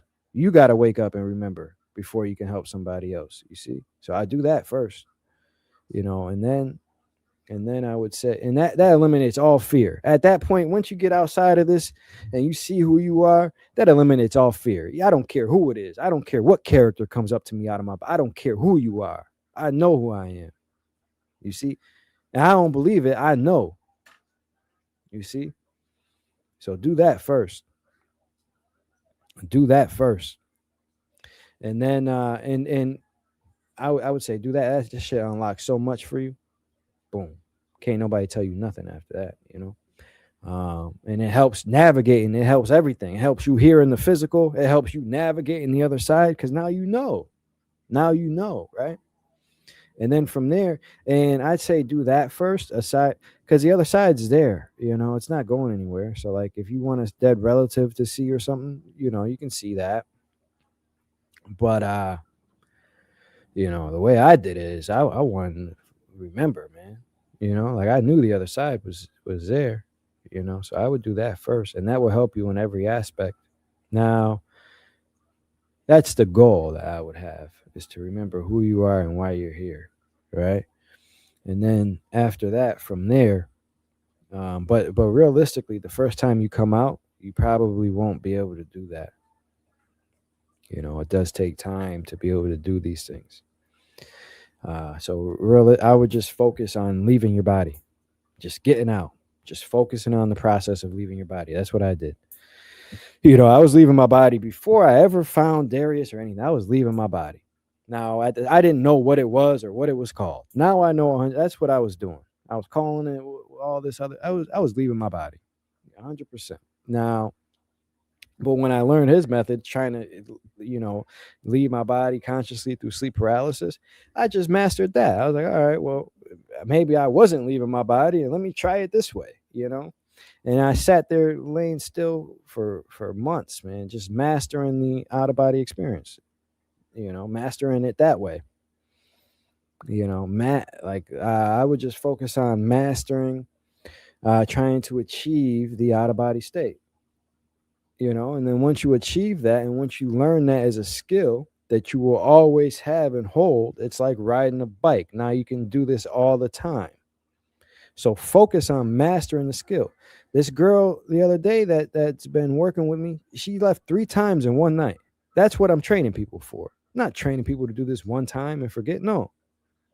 You can do this all the time, Just focus on it and practice, and leave, and practice it. You can do that. So I would just say, I would recommend you to just perfect the skill first before you even, practice leaving your body, get into the state every time, practice that, master that. And then you can do it all the time. Then you can leave all the time, But the first real thing that I would access is show me who I am and why I'm here. And again, when I tell why I say that, because it's easy to remember. It's very easy to remember. You can remember it when you're practicing to say that. You can remember when you're out of your body. Show me who I am and why I'm here, you can remember it. It's much easier of a command to remember. Now, and if you can think of an easier one, good, say that. But when you say it, have an intention to do so. Have the intention when you say, show me who I am, have the intention to be shown who you are outside of everything. You see? Have the intention behind the words as well, and that will carry you. That'd be the first thing that I would do. Can we achieve OBE if we lay on our side rather than our back? Yeah, and it depends what technique you're doing. Like technique I teach, you just set your intention, roll over, go to sleep. You'll be out. It's a little bit more than that, but obviously there's more. But you can lay on your side. You can do anything you want. Now, if you're trying to lay there consciously and induce sleep paralysis, laying on your back, for sure is the best way. But it depends. It really depends on how you're practicing, what your intention is. Now, if you're trying to do mind awake, body asleep, or any visualization technique, laying on your back is going to be the best. But if you're practicing just setting your attention and waking up in these states, both of the people that I worked with that just had success that I spoke with yesterday, both of them, they set their intention and then they wake up in the experience. They wake up leaving their body. They wake up in sleep paralysis. So when you do it that way, you can just go to sleep and then wake up in it and then be prepared. It's the easiest. That's the easiest way to do it. So yeah, you can't. It depends. To really answer your question, it depends on which way you're practicing. Like, how are you really practicing? If your intention is to lay still and hit sleep paralysis, then yeah, lay on your back. Yeah, for sure.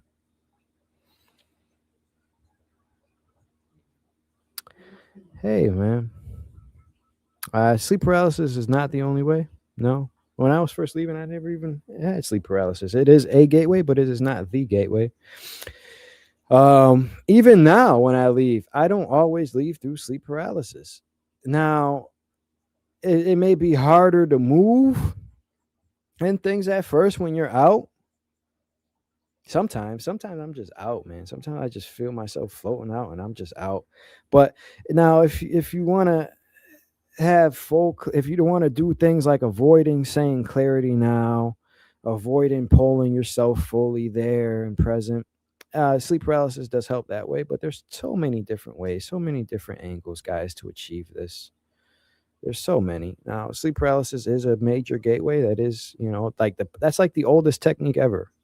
Is that everybody know? Like, not everybody, but like, that's like the oldest technique that there is that, but there's so many other ways as well. I love this testimonial coming out because like she's had a couple OBEs. So like now I can tell her like, yeah, you can do it this way. You can leave that way, because once you have that frequency, man, you can leave so many different ways. It's so it's easy and it's fun, man. You can leave so many different ways. Probably ways that I don't even know yet you can leave. But you can leave many ways. And, if you're just listening to a quick Q&A, trying to piece together pieces of how to leave, you can do that. But like the best thing for you, if you're serious, is like, be taught how to do it. Like there's people like me who spent every day for a year perfecting this, figuring out every way, right? And then I put it all together for you guys so you guys don't have to do that. So you guys can pick up where I left off and expand upon it, right? That's evolution. That's growth, right? Put it out there and then, so that's the best way I would do it. But yeah. Yeah, but still, no, it's not the only way. It's not. Can you OBE while you're listening to tones like delta and alpha and theta tones? Yeah, 100%. You can. Irie, what's up? You think the Giants will come back in our lifetime? From what I've seen, they're still here. They're still here. And they're still here now. But will the public know about them in our lifetime? Yeah. Yeah, I'd say that's part of waking up. Yeah. Yeah, for sure.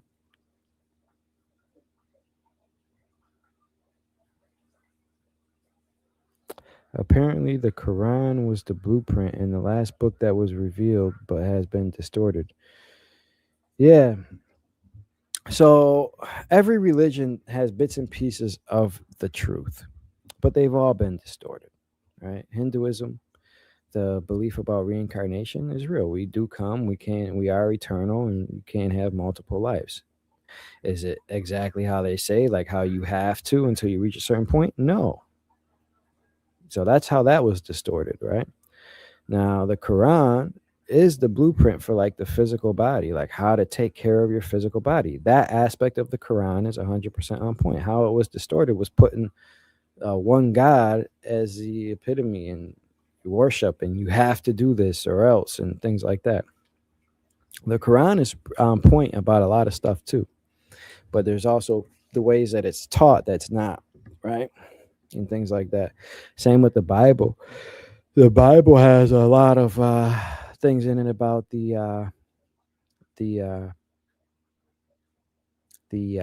creation story. Now, all of these religions are the exoteric teachings, right? People learn religion in school. It's exoteric. But what's the esoteric version of this? The one that gets a little bit deeper, right? Well, the esoteric version of Christianity is Gnosticism, experience for yourself, right? The esoteric version of Buddhism is Tao, or damn, what's it called? I'm thinking Taro, not Taro, Tantric, but not Tantric the way that we think of it, right? Um, so all of these religions have the teachings that they teach the public, right? Exoteric things that are outside of you, like school teachings, public teachings, and then they also have like esoteric layers to them as well, right? Things that aren't really taught or accepted. It's a little bit deeper, and then they have people that actually reached the ultimate truth, like Buddha, like Jesus, people like that. So yeah, there's all layers and things like that, but they were all distorted based on the control structure here. Once they found out that, people in forgetfulness, making them believe something, you can control and manipulate them that way, boom, game over.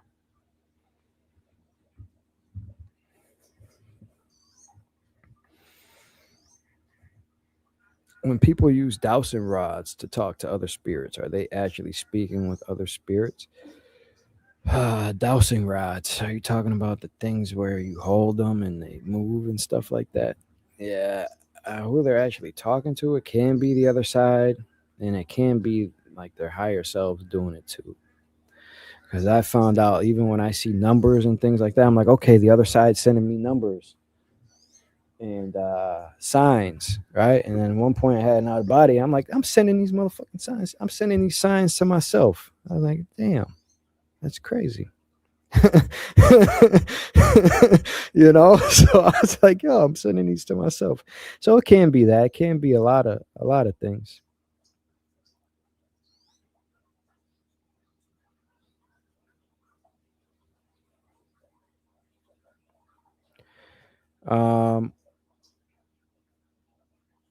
Um, what are some tools you recommend for deprogramming? The shadow work help. Okay. All right. So let me think about this. These live Q&As are tough because it's like put you on the spot and you're bouncing between so many different ideas. And sometimes I reach a channeled state. Sometimes I get out of it. But let's see. What are some tools for deprogramming?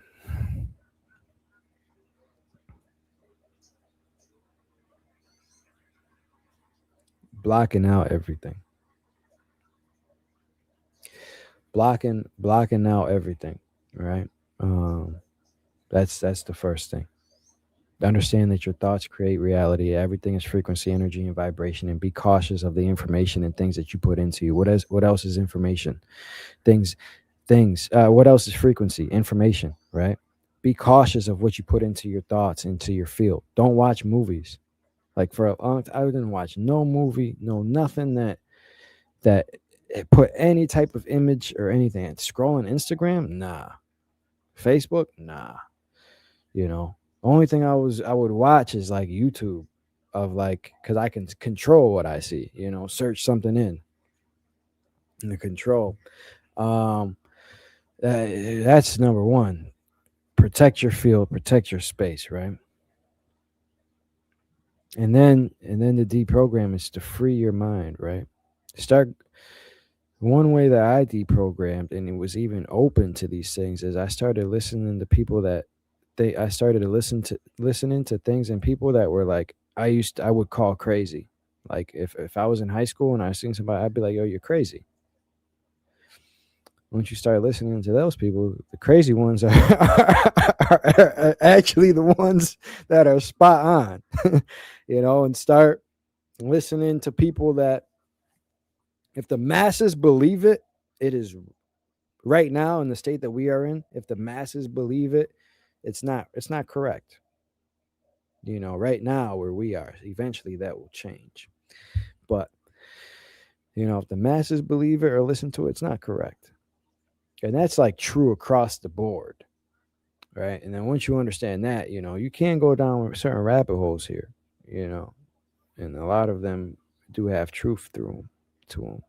Another like the Y files on YouTube, the Y files. Like I used to watch that like a long time ago. You know, things like that starts to like open you up and be like, damn, maybe that is true. You know, you know, like things like that. Like the Y files will help to start deprogram you. You know, open up the truth. People like Billy Carson will help to start deprogramming you. You know, now, are they the ultimate truth and things like that? No, it gets a little bit deeper and things like that, but they are good places to start. You know, they will point out certain things to you, like, well, this lines up with that, and that lines up with that, right? And then from there, and then from there, to do, you mentioned shadow work. So the important thing with shadow work is to do thought audits, right? Who are you truly behind closed doors, right? Now, what I mean is, before I ever even left my body, every action, every thought that I had was good. I did this by reprogramming my mind, by, and I just listened to different things and put this together. And I'm like, okay, if thoughts create my reality, I'm going to reprogram my thoughts. Boom. So every thought that came in, I would catch it by doing meditations every day for 5 or 10 minutes in the morning, not even long meditations, just 5 or 10 minutes, seeing what thoughts come up. Okay, these are the thoughts that I have quite often. Okay. And then throughout the day, focus when they come up, and then reprogram them. If I have a negative feeling or emotion or thought about that, reprogram it to a positive one. Right? Reprogram it to a positive one. And then I actually go over this. You're gonna be on the video. I go over this in Alchemy 101. Yeah, you can. I would say doing stuff like that would help deprogram. You know, doing thought audits, and as far as shadow work, that's the best thing that you can do. Is probably, and where else I was going with this was okay. Everything is recorded and everything is known on the other side. When I tell you that when I would reprogram, every action and thought that I had was good, it was. I would honestly look at my old partner and be like, yo, I think like I'm the best person that I know, like through and through. Like there was no bad within me at all. You know, like every thought that I have, every action, like I'm the best person that I can be. You know, like once you get to that point, you know, I'd say that's probably the best shadow work you can do. You know, you know, for sure. It's like just change everything, and you know, and just change everything about yourself and understand. I kind of like, it's so crazy because like everything that I know to be true now, I believed in before I knew it. Like I knew everything was recorded. Like something in me was just like, something within me woke up and said, yo, everything that you do, you know. So if it doesn't sit right with you, don't do it. Like, and I mean every little thing. Like you may do something and be like, deep down, you know you shouldn't, but you do it anyways. Don't do that shit. Don't do that. If you do everything that you know you should do, every action that you do, you should feel good about. Every single action, every way, every day, you should feel good about it.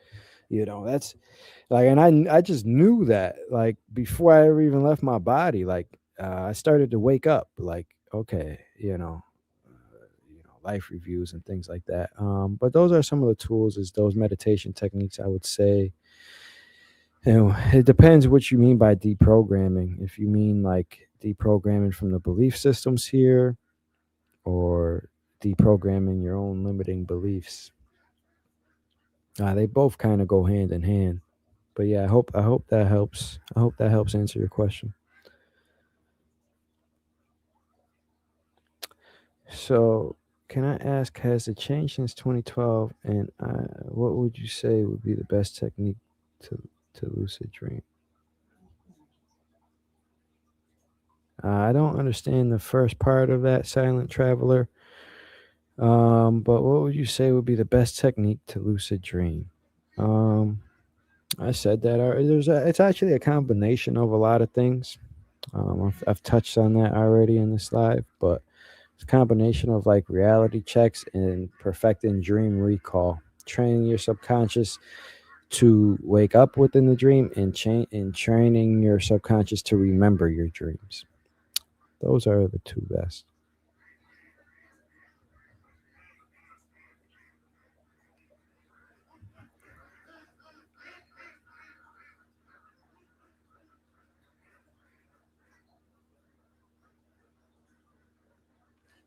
All right, let's go. We got this one already, prop.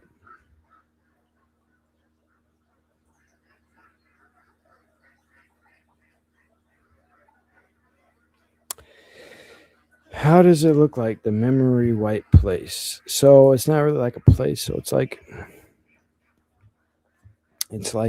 so from my memory, right?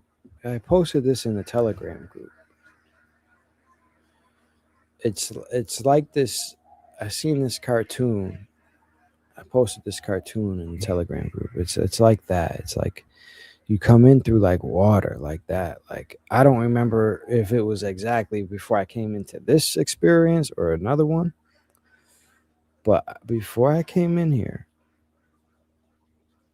I looked into somebody's eyes. Before I came in here, I looked into somebody's eyes, and boom, I go in the water. Last thing I remember. So like that's where it happens. Talk about a leap of faith. We all took a leap of faith to come in here, man. For real. Man, this whole experience, this whole life, it's such a crazy, crazy ride, guys. From the moment that you come in here, living your life in forgetfulness. Now, you can live a beautiful life here in forgetfulness too, you know, just without a care in the world. Like, I believe there's some people that are asleep that just are genuinely happy and content here, you know, watching some cartoons, eating some food, just without a care in the world. If you don't have too many goals or desires, you can be okay here, man. You know, just go to work and just be content. But it's just crazy. The whole ride here is so crazy, from where we were and who we are before we come into here. Even now, I'm so far away from my divinity. Even now. Now, I've been leaving my body for a while. I've been remembering who I am and things like that. I walk with my ultimate. I'm creating my reality here. I'm doing, but I am still very far away from my true divinity. All of us are, man. That leap of faith that we take to come in here and have our memories wiped, like, and as a soul, like, you don't really until it happens, you don't really know, like, what's it gonna be like, man. And then you come here and you be like, damn, why'd I do this? I whew, it's crazy, man. Yeah, and when you start waking up here, even you still be like, damn, why did I come here? Why did I sign up for this shit? Like, why can't somebody else do this? But then you return back to the eternal aspect of yourself, and you want to come in here for this experience. But that memory, that it is real. It is real. But this also adds for the biggest contrast for when you get out of here, because we are all in forgetfulness now.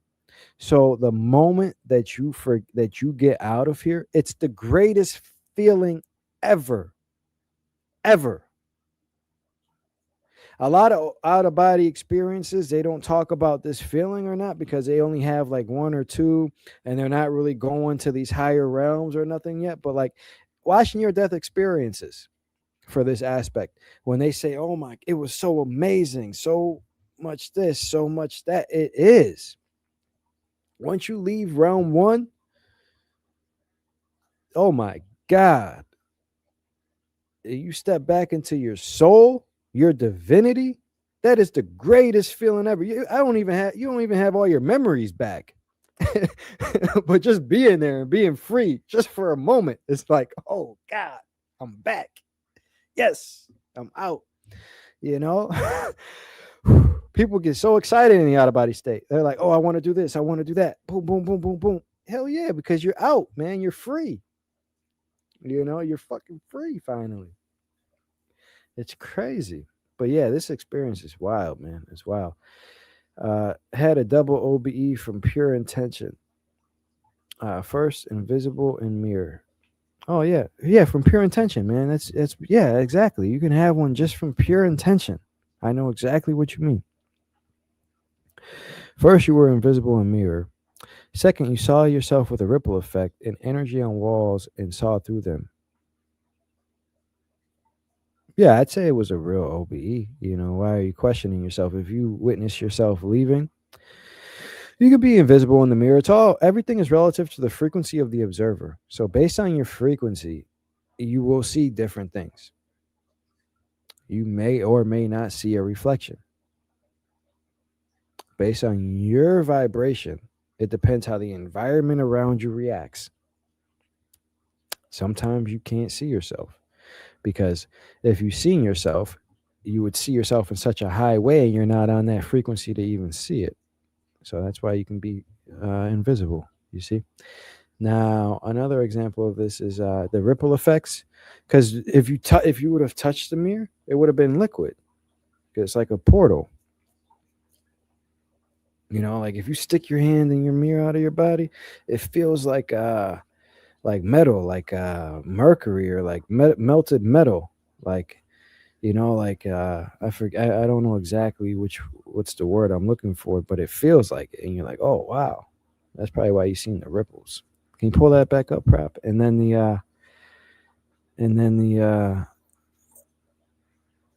and energy on walls and saw through them. I'm not sure what you mean by energy on walls. If you saw through the walls, again, everything is relative to your vibration. You can be out of your body, try to walk through a wall and hit it. Like, oh, guess I can't go through that. Or you can go through a wall and go through it. It's all dependent on your vibration in that aspect, your frequency. So I would say that, yeah. Oh, thank you for the thing. Yeah, I appreciate it. Have you brought any kind of ability to this physical world from other realms, like ability to heal or see in auras? Yeah, yeah. I was healing. Yeah, I could heal people. After a big out of body, you come back, you can heal. Now they fade away. For me, the abilities like they fade away after a while. Like when I come back, I may be in such a high vibrational state and belief that I can do these things. Can you keep the question up? I'd be in such a high vibrational state and things like that. That the ability would stay longer. That the ability would stay longer. Um, Now, when I say they would go away, like I always give this example because this is the one that sticks out most in my mind. When I came back, I was seeing the future. I was manipulating energy. I could heal people. I could put my hand over their body, see what was wrong. I could transfer my energy to them. I could do all of this, right? And I kept it for a long time. I was like, yeah, I'm going to keep it forever this time. Like it's never going away. And then I had a conversation with my dad.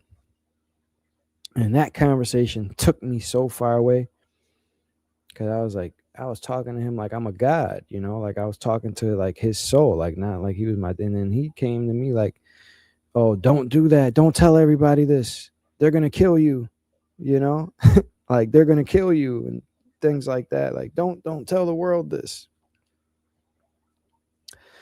And that put me in such a low vibrational state that my gifts cut off immediately after that conversation. I felt it.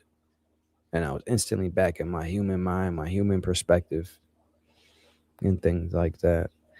Yeah, you can certainly bring back gifts and abilities, and it will feel like you're operating on another level.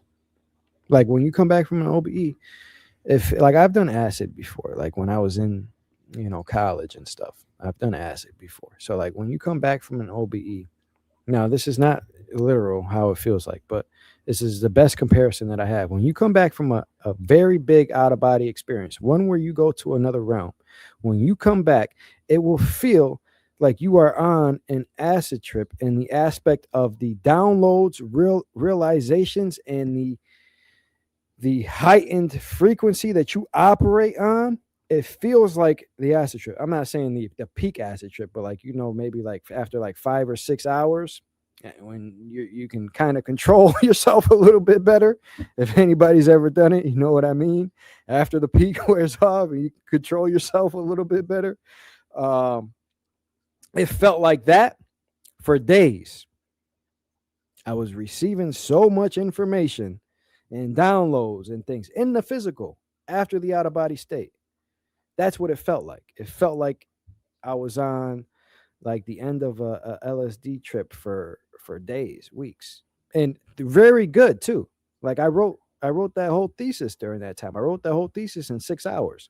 Now, of course, I wrote it down, and then I put it into AI and had it, help me with it or whatever. But I wrote down the whole thesis. It was like my whole ideas that I wrote down was like hundreds of pages of concepts and ideas in that state, in that heightened state. That's how much information I was receiving and downloading.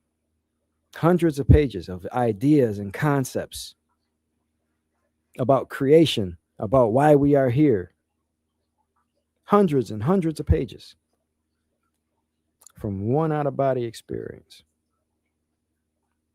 And it's crazy. Like when people try to doubt me or something, it's like, all right, nigga, can doubt me if you want to. I know what's truth. Like I'm just trying to help you out.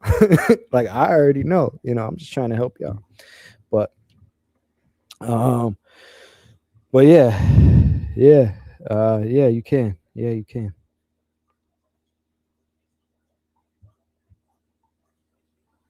Hold on, I'm just checking something. I had a deaf friend. He was born deaf. I asked him if he could hear in his dreams. He told me no. Because he doesn't remember what it's like. I just asked Lova the other day. I said, "Yo, do you see black people in your dreams?" Because I seen somebody, I seen somebody talking about this. Right? I seen somebody talk. They were like, he was black. He was like, yo, do you see white people in your dreams? He was like, no, I don't. Everybody in my dreams are black. And I'm like, damn. So I asked Lola, I was like, hey, do you see black people in your dreams? She's like, no. I was like, oh, damn. Because she's from Denmark, everybody's pretty white there. There's not too many black people. Me, I see both. I see everybody. I see black, white in my dreams. But it's because you don't know. And you're in forgetfulness. When you're here, your soul your soul is the one that goes through the memory wipe. So when people say that your soul is not here, that is false. Your soul on the other side, when you are in soul form, you go through the water and your memory gets wiped. So your soul is in here in forgetfulness. And when you leave your body, your soul comes out and you leave. All that other nonsense that you exist here, that comes from religion and things like that. The truth is, you are 100% here. And you can leave your body. So like when you leave, this is why when you leave your body, your soul's also in amnesia. You see, until your memory comes back. Now, all that other stuff is just like ideas and concepts. Like, I hate this. I hate that stuff so much because it's not true. Like, leave your body, you'll see it. You'll know like what I'm saying is true. But sorry, I just went on a little tangent. But he was born, so it's because he's in forgetfulness, so he doesn't remember what sound is like. So when you're having dreams and your subconscious is creating these experiences, it's going to be things that you remember or you know of, so yeah, it's like that.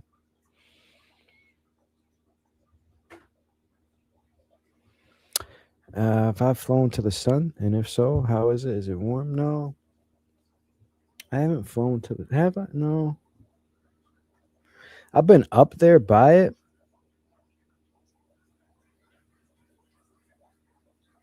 It's not warm. You don't feel it like that. It's not going to be like in here. I was trying to think, like, when I was up there, did I feel warmth? No. Do I ever feel? I don't know if I ever feel like hot or cold. Like, I'm sure if I thought about it, I could feel hot or cold, sure. But it's like when you're out, like an example of this is if you go out of your body and you touch something, you might not even observe the physicality of it. But if you touch it with the intention to observe the physicality of it, you will notice it, so it's kind of like that. So like, I never noticed it. I don't know. I don't even know if I ever felt warm or cold ever in an out of body experience. But like, if I thought about it in and out of body, like, oh, I wonder if it's going to be warm. It probably would feel warm then, But initially, if your attention's not on it, it's like you won't even feel it.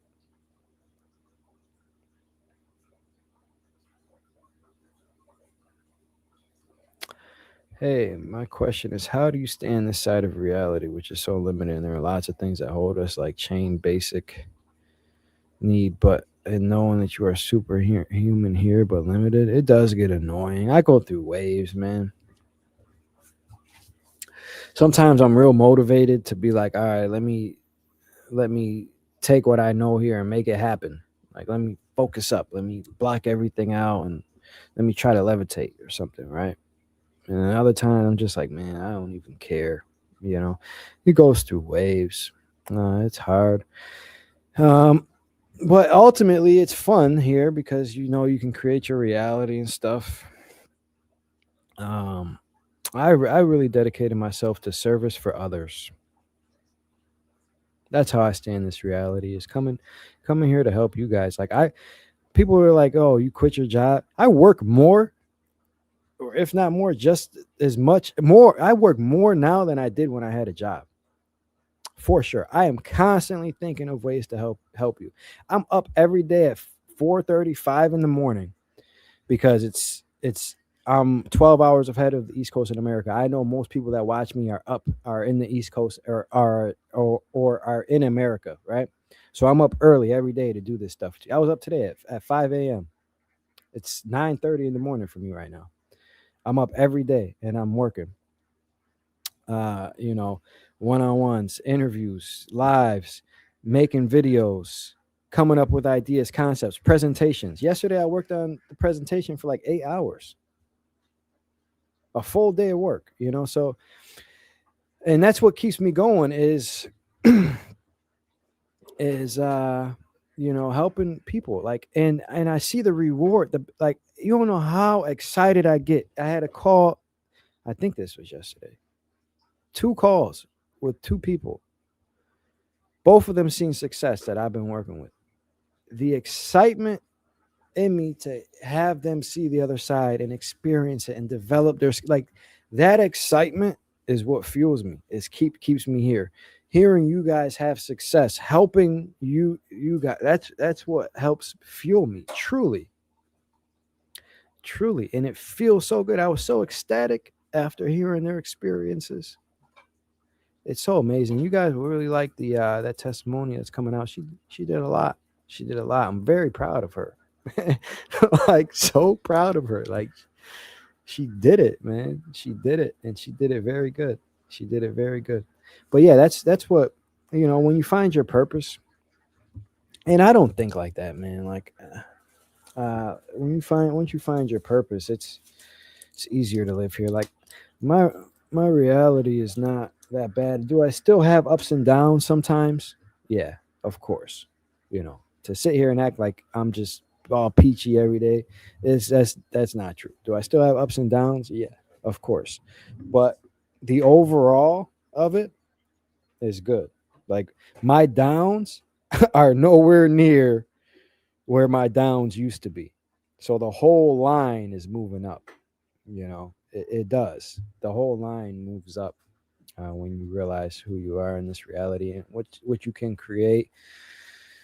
And then also when you do things like working on yourself, like I taught before, you honestly don't feel too bad. Like, everything feels good. Once you realize that everything is a state of being and all relative to the frequency of the observer, everything that happens around you is neutral. Once you detach, it reaches a certain level too. When you detach enough from here, from all attachments, it's okay. Everything here is okay. You see, you understand that everything that happens around you is neutral until you put a feeling or a thought or an emotion on it. The universe doesn't, know good or bad. It's you that puts the good or bad on it, Like, think about it. Why is being poor bad? It's only bad because you perceive it as that. I mean, it might not feel good because, you have a preconceived notion of how you should live or what you need to live and things like that. But honestly, we don't need any of that. It's all preconceived notions. And it gets fun too. Another aspect of it, like, there's aspects of this all around. So another aspect of this is it gets fun because then you test your abilities. You can test your abilities. Test it and help other people. But for me personally, it's helping other people. Yeah.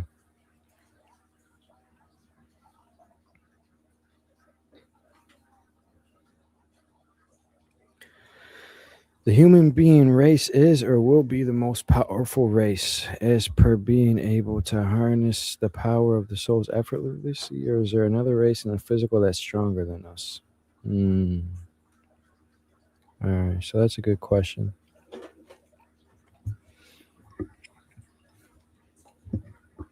All right. So I'm going to give you guys the truth. All right.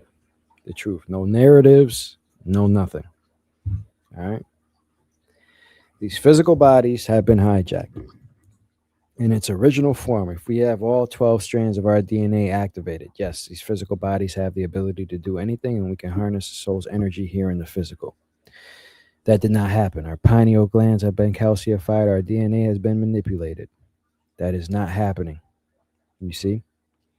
Now, as there are beings here, now, will this always be the case? No. We will start getting upgrades, and it all starts with all of us. What are you eating every day? Are you eating high vibrational foods? Are you taking care of yourself? Are you avoiding the fluoride in the toothpaste? Are you doing all of those things? Are you fighting back? Do you have Masterpiece to detox yourself from heavy metals? All of these things, right? Help unlock abilities here in the physical. But there are beings here that do not have the limitations that we have in the physical. It's just the way it is. So yeah. So we do have the potential, but these physical bodies have been downgraded. They have. Now,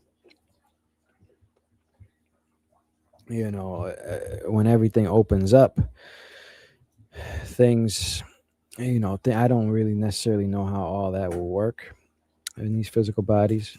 My impression is that, we will have the abilities, and it will be like an equal playing field again. But yeah, as of right now, it's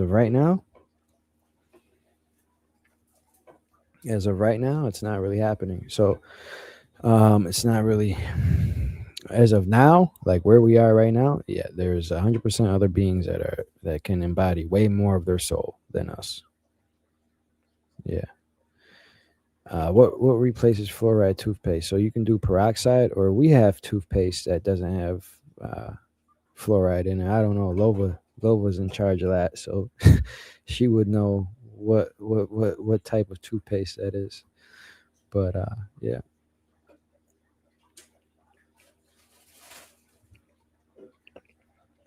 Have you ever seen yourself out of body? Yeah. You mean seeing my physical body, or like seeing my soul? Yeah, I've seen both. Yeah. Yeah. Yeah, you can see yourself.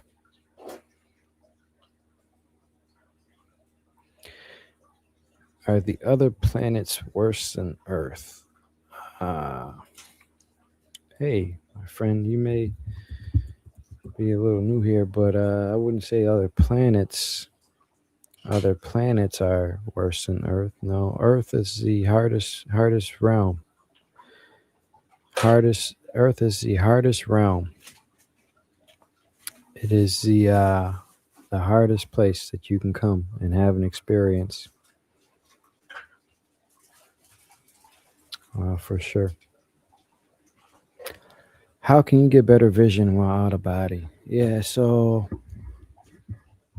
all right, help me understand this, because these questions can mean a couple different things. You could mean get better vision here in the physical while you're out of, like, are you trying to get better vision here while you're out of body, or are you trying to see better while you're actually out of body? Like, are you talking about things being hazy and dark when you're out of body?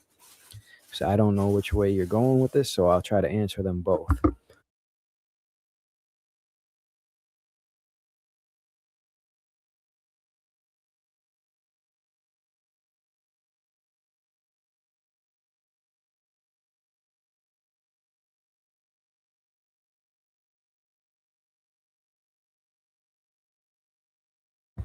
Oh, I was muted.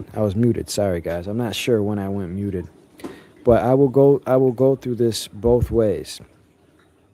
If you left your body with the intention to heal your vision here in the physical, you would do that by going to the other side. And this is just one of the ways. There's many ways to do this. You can have a being actually help you do it. You can have many things. You can have many things happen, right? Now, one of the ways is you can leave your body and you can step into a higher realm, come back, and at that point, your soul's frequency will be fueling your body. When I mean your soul's frequency will be fueling your body, I mean really unlock abilities. You might not need to sleep. You might not need to eat. You just might not need to do regular things that everybody else needs to do. And when that happens, you're going to be able to see again. You won't need glasses. Like it can, the out of body state can heal and do anything in that aspect. Now, if you're talking about, now if you're talking about, now if you're talking about, now if you're talking about, now if you're talking about improving your vision in the out of body state, do this by, you can do this by commanding clarity. You can do this by touching your hands together, looking at your hands. Or my favorite way, if you're talking about being out of body and things are hazy or you can't really see, this is what the girl in testimonial just did. She said she tried clarity now, all those things, it didn't work. Tell yourself to relax more, because the issue is your body's not shut down completely. So if you mentally tell yourself to relax more, your physical body will shut down to the point, and then boom, you'll be 100% in your soul. Then you'll be 100% in your soul and operating on the other side.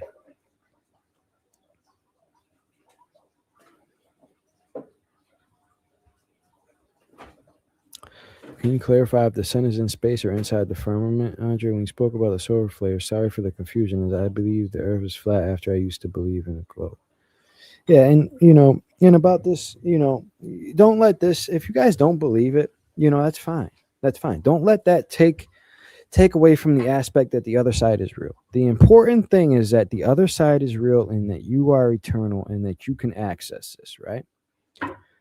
Then any truth that I tell you, you got, then you won't rely on me for the truth. I'll answer your question, but let me just get this out. Then you won't rely on me for the truth, because now you can see it and get the information yourself. I just did an interview the other day with somebody that I've done it with before, but I could just tell this, and I don't know why they try this with me. Like I can't feel energy or know people's true intentions. Like I'm very tapped in, but he was trying to pry and ask me questions and pry things out of me to try to find a hole or to break it or something like that. And I'm just like, man, like you don't have to stop relying on me for the truth. That's your problem.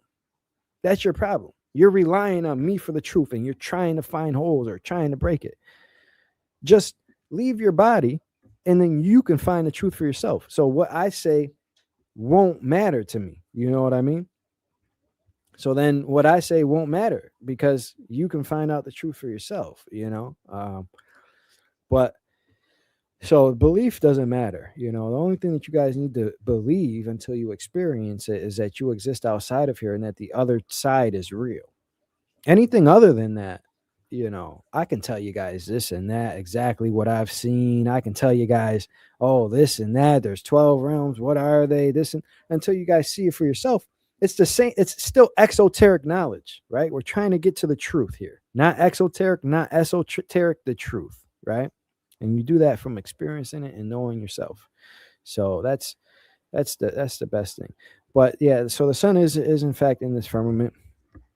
I have it tattooed on me. It is in this firmament. Freemasons know this. There's this is a Freemason symbol right here.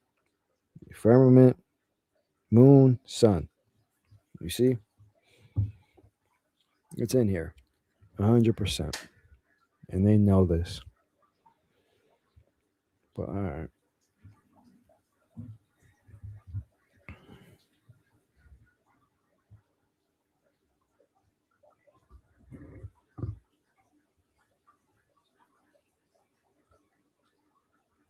All right, let's see.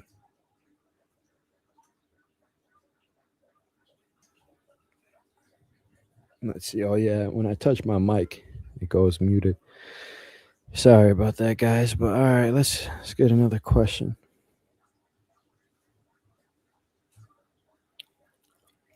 Can you tell us more of the creators of this place?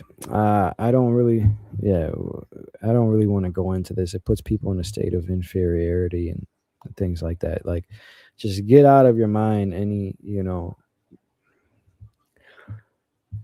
just, really just focus on yourself. If you just focus on yourself and understanding your ability and things like that, that's what's important. That's what this is about, for sure. Liam says, have you met people who passed away who never believed in any of this, and on the other side, they still don't see the truth or realize they were wrong? Yeah, it takes, yeah, man. Yeah, it takes some time to break out of your belief systems. Even this is why waking up inside the game is important. This is why we have been in a reincarnation loop. This is why this realm has been hijacked as long as it can, because we are all our own ultimate authorities. And when you die, your beliefs and thoughts go with you. So if you die believing something very strongly, that's what you'll experience. You know, you could fucking believe in reincarnation so strongly, you could die, be reincarnated, die over and over and over again. Now, but the ultimate truth is we all will return back to the ultimate truth at one point, and it's all temporary still. But it can be for a wild ride. That's why this work is so important. It's truly important. Now, when my mom passed, it did take her a little bit to move on and move to the higher realm. One of my friends was also in another lower dimensional space, like in realm one, in the dimensional space in realm one, and that's just because that's where he likes. Like, I'm sure now he knows he can do more, but he still just likes being here. And I'm like, all right, you know. But yeah, it does take some time. Now, typically, it doesn't take long, especially if you go somewhere bad or you're having a hard time on the other side. That doesn't take long. You'll snap out of that real quick and ask for help or something and be like, all right, this is enough. Show me the truth. Show me the light. You know, especially if you're out there struggling, you know, in a bad dimensional space or something, you'll definitely be like, all right, that's enough. Show me the light. You know, and you'll be there. And when I say show me the light, like show me the truth, show me the remembrance. I'm not talking about the white light. I'm talking about the light, you know. But yeah. Yeah, but the ultimate truth to that question is we all do return back to the ultimate truth. At one point or another, we will all wake up and remember the truth of this place and who we are in our divinity.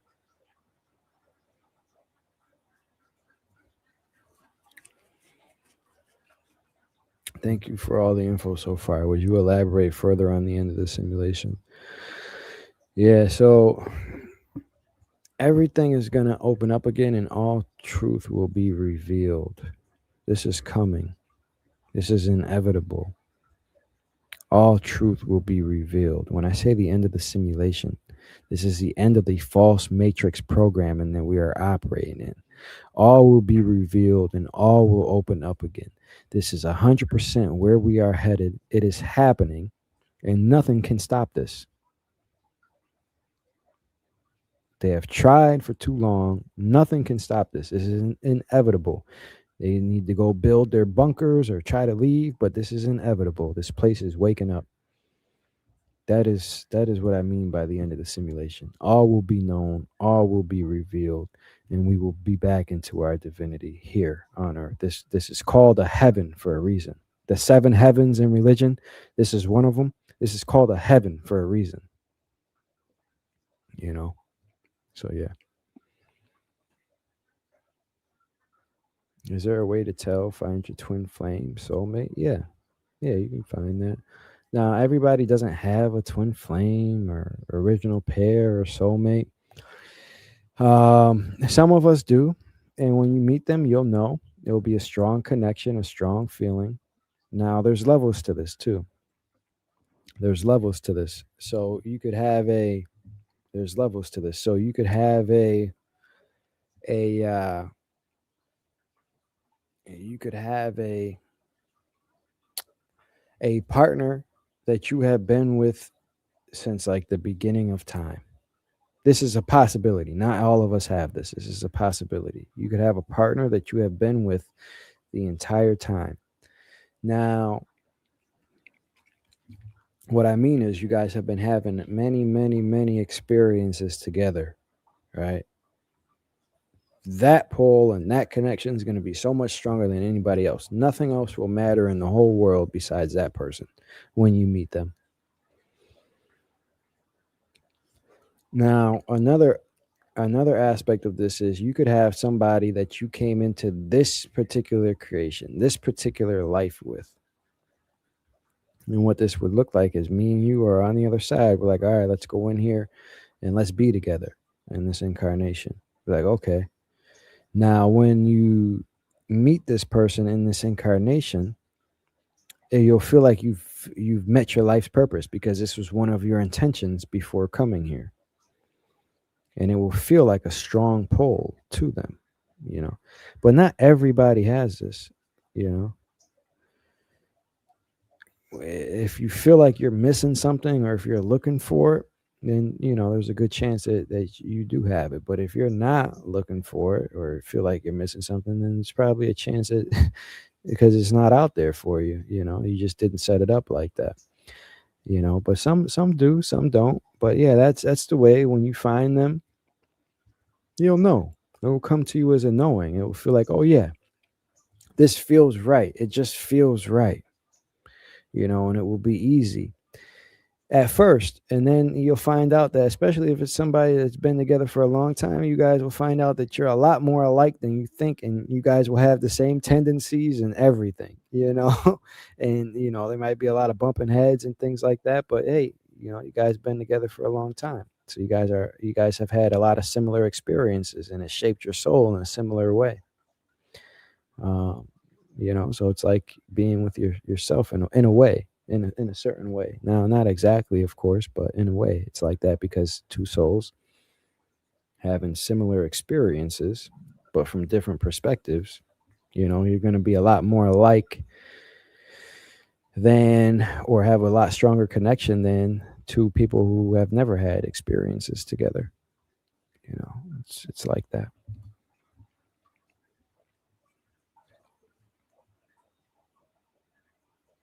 What can we do on the other side that there is here physically? I mean, you can do everything. Jay Sarsha's damn, he's had that pole with us a lot. So been getting busy, man. Been getting active. But what can we do on the other side that there is here physically? I mean, yeah, you can do pretty much anything. You can do everything. And on the other side, you can drink, you can taste, you can merge with another soul. I played 2K. I played video games. I played video games in Neo Soul. I was in there playing 2K. And I was like, yo, it's confused the hell out of me. I'm like, yo, is this 2K? They're like, yeah. I was like 2K? Like, is LeBron James in this game? They're like, yeah. I'm like, what? This is crazy. Like, how? You know, I was playing it. It blew my mind. They're like, I was like, well, can I play? And they were like, yeah, you can play. It's your game. And I was like, oh, this is mine? I was like, oh, that's crazy. It's crazy experience. What do I mean merge with another soul? I mean like merge, intercourse. You can do all of that. Particularly here in this creation, in heaven, in the heavenly realm. Is all accessible at any time for anyone. Yeah. Yeah. Yeah. All is accessible. All is known and all is revealed. Like here, when I'm training people to OBE and to navigate, it's like training them to wake up and remember who they are again. Like, wake up, remember how to get here. Remember you can go here. Like, understand that this is real, that like this place exists. Like, remember, you know. But once you're on the other side, you don't have to, you remember and you know everything already. So it's different in that aspect from when you're having an out-of-body experience. It's just a real quick experience in comparison to, you know, eternity.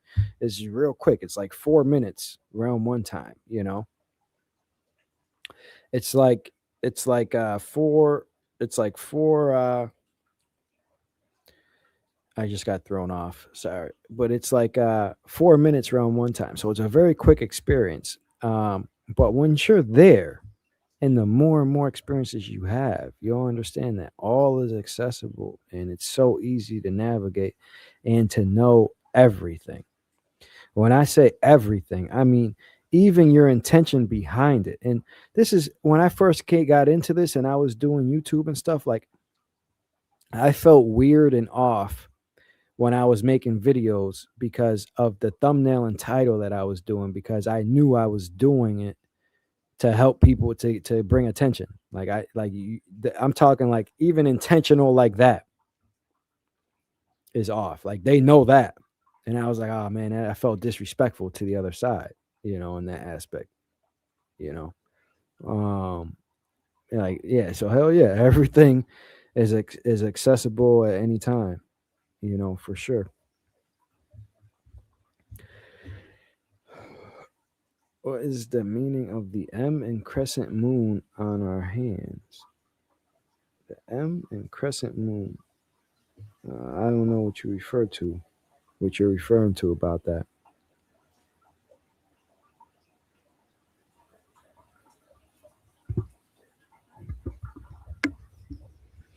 Yeah, I don't know.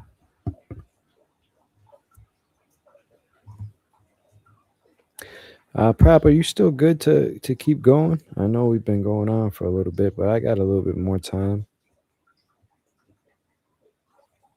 Let me know if you're still good. Okay.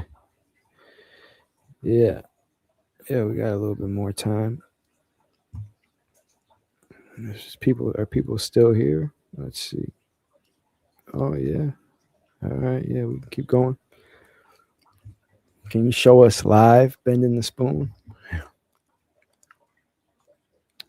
I can, but it takes a lot of concentration and things. I think it took me like 3 or 5 minutes to do the other time. So I probably won't do that, but I'll be teaching this. I'll be teaching you guys like how to do that. It is really cool. It is a pretty cool experience, but live and in a setting like this on YouTube, probably not, but like in a closed setting, yeah, I would.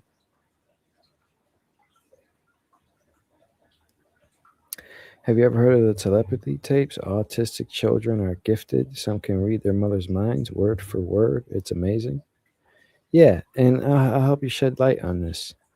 I'll help shed some light on this, on what's really going on here. So, have I heard of the telepathy tapes? Of course. Have I listened to them? No, I haven't listened to them at all. Because when I got into this, I was beyond. When they came out, I was already like doing my own thing. But so what's going on with why autistic people have these abilities? There's many reasons why.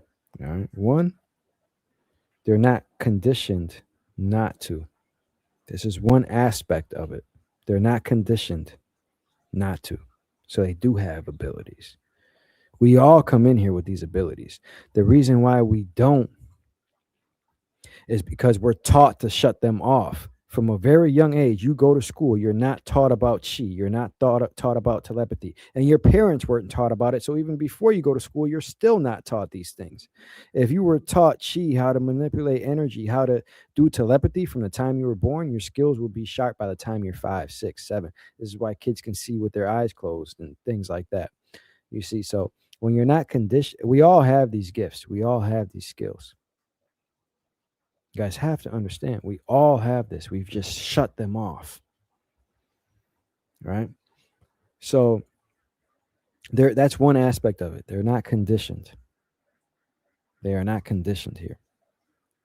Now, another aspect of this is when you are more in tune on the other side and you're an advanced soul, you're going to come in here, you're going to have disabilities.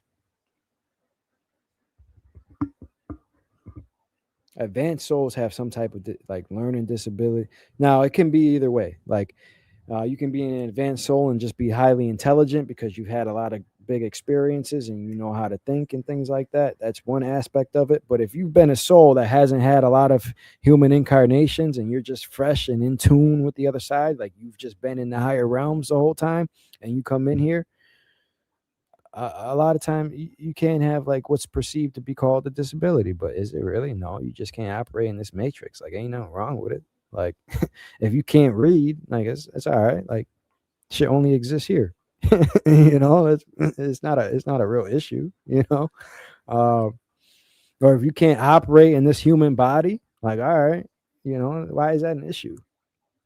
Or seeing is an issue. It's not. It's a beautiful thing actually, because you're more of an advanced soul. So when you came in here, you didn't resonate with it as much. So it's a beautiful. So that's another aspect of it too, and one that they weren't conditioned, and two, so it could be that they were an advanced soul, and when they came in here, they didn't resonate to come in here and operate these physical bodies in that way. You see. So yeah, it can be that too.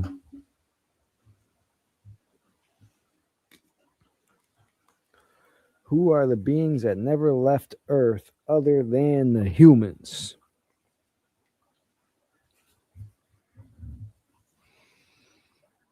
I don't know exactly what you mean. Oh, beings that are still here, maybe? Giants are still here in this realm. Some ETs still are. There's some angels here that are incarnated as humans, that shifted their consciousness from the angel bodies and are incarnated as a human in forgetfulness too, waiting to wake up and activate. Some of them could be you watching this, listening to this. You felt a pull strong enough to listen to me. Honest, I swear to God, guys, like I get chills and goosebumps when I say this to you. Like, this is the truth. This is why this is important. Now, in this dimension and in this realm that we can see, fairies are, but I don't have exact clarity on how that works, because it's almost like they're in a higher dimension too, but they're not.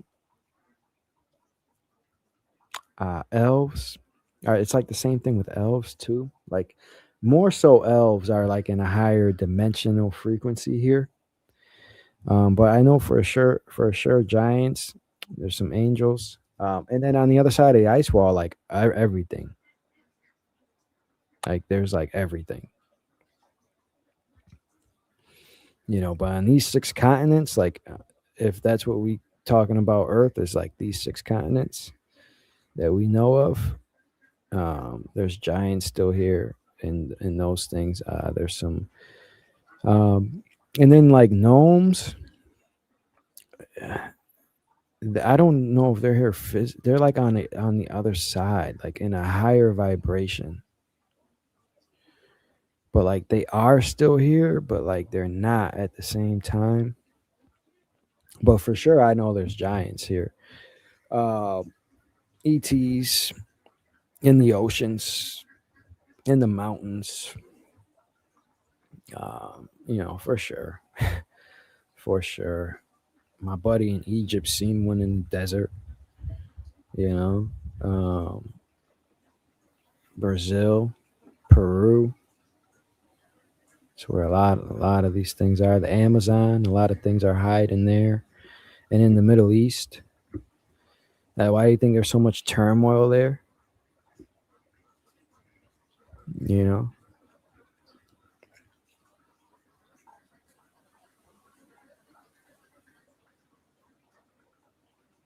What's the name of the place you went to in Bali to see the healer and the guy bending spoon?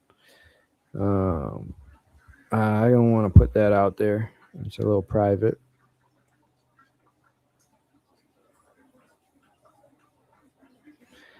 Yeah, he's a private guy.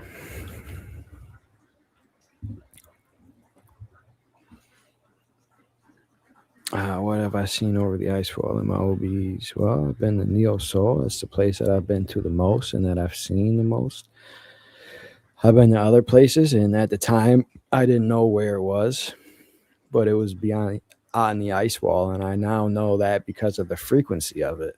Like, I know what it is like there now. So now I know the frequency of it. I've seen giants. I've seen other like free, like jungle like places. I've seen civilizations with giants. Like I've seen other beings, things that I don't even know, like little creatures and animals that like I don't even know, but like they were intelligent, like they could talk. You know, like they could talk, and I'm like, oh shit. Yeah, I've seen some crazy stuff. That's like where a lot of our myths and legends come from. Is like they're real beings, like myths and legends and conspiracy theories. Like a lot of that shit is true. It's not exactly true, like exactly how they say it is, but a lot of it is true, you know, for sure.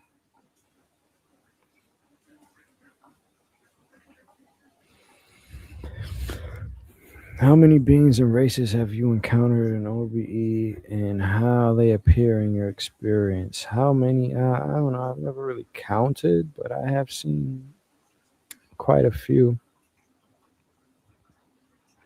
I've seen the Anunnaki. I've seen some angels. I've seen the seraphims. I've seen a lot of other soul-like beings. I've seen a lot of ETs. I've seen the Greys, the Arcturians, and then this purple race type ET. I don't know what. I have no idea what it is. I've seen some human ETs, like more advanced than the human ETs in Neo Soul. Like I've seen some human ETs that like did some shit, like did some stuff, like advanced human ETs I've seen. And they look just like us. There's a lot of black human looking ETs, like the Anunnaki.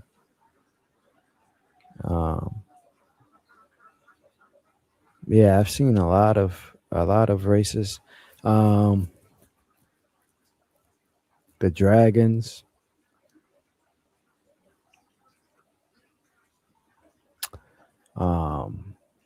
Lova's seen the elves.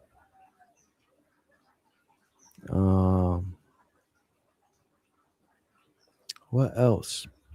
I've seen some beings. I don't really know if they're real or not, but there are like some like troll looking beings, like blue like beings. I don't know if they're necessarily real or like if they just exist on the other side. I've seen some of those. Yeah, I don't know what else have I seen. And how do they appear?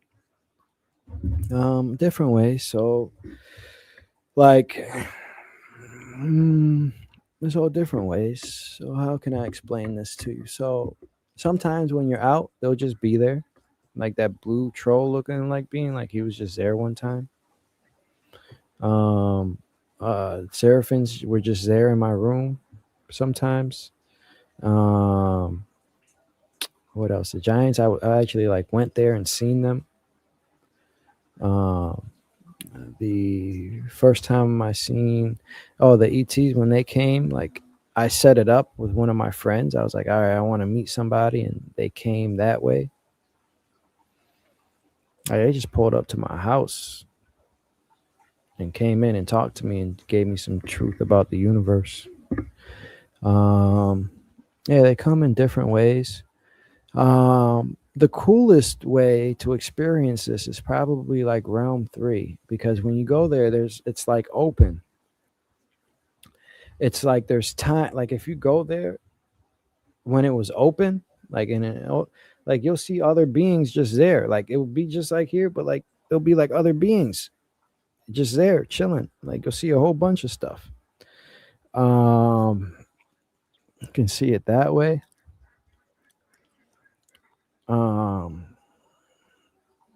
Yeah, you can. There's all types of ways, but more. it's like you got to be open and ready to see it, though. Also, like, you got to be open and ready to see it. But I will say that, like, often when I'm traveling, the most typical being that I see is like, so it's weird. It's like, it's weird. How can I explain this? So it's like when I'm traveling, like outside of a realm or like in base reality on the other side, like if I'm traveling and seeing souls in passing, I'll see like there'll be like human souls, like there'll be like human looking souls, like showing me stuff and taking me stuff. But then when you're inside a incarnation or an experience, that's when beings will look different, like characters and stuff. Like it's like that, you know. That's from my experience. That's the best way I can explain it. And like an example of this, what I mean by like when I'm in passing.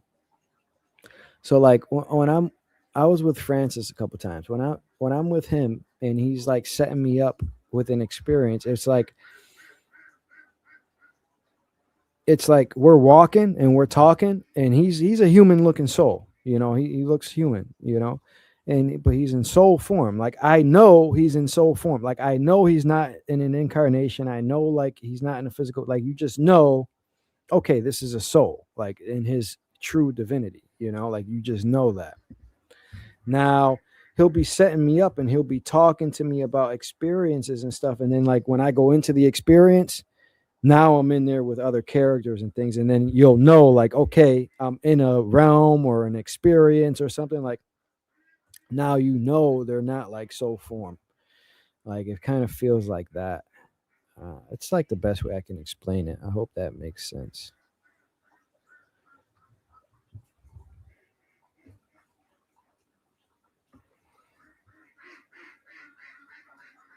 Have I seen the realms where the cryptids hang out besides ours? No, I don't know what you mean by cryptids.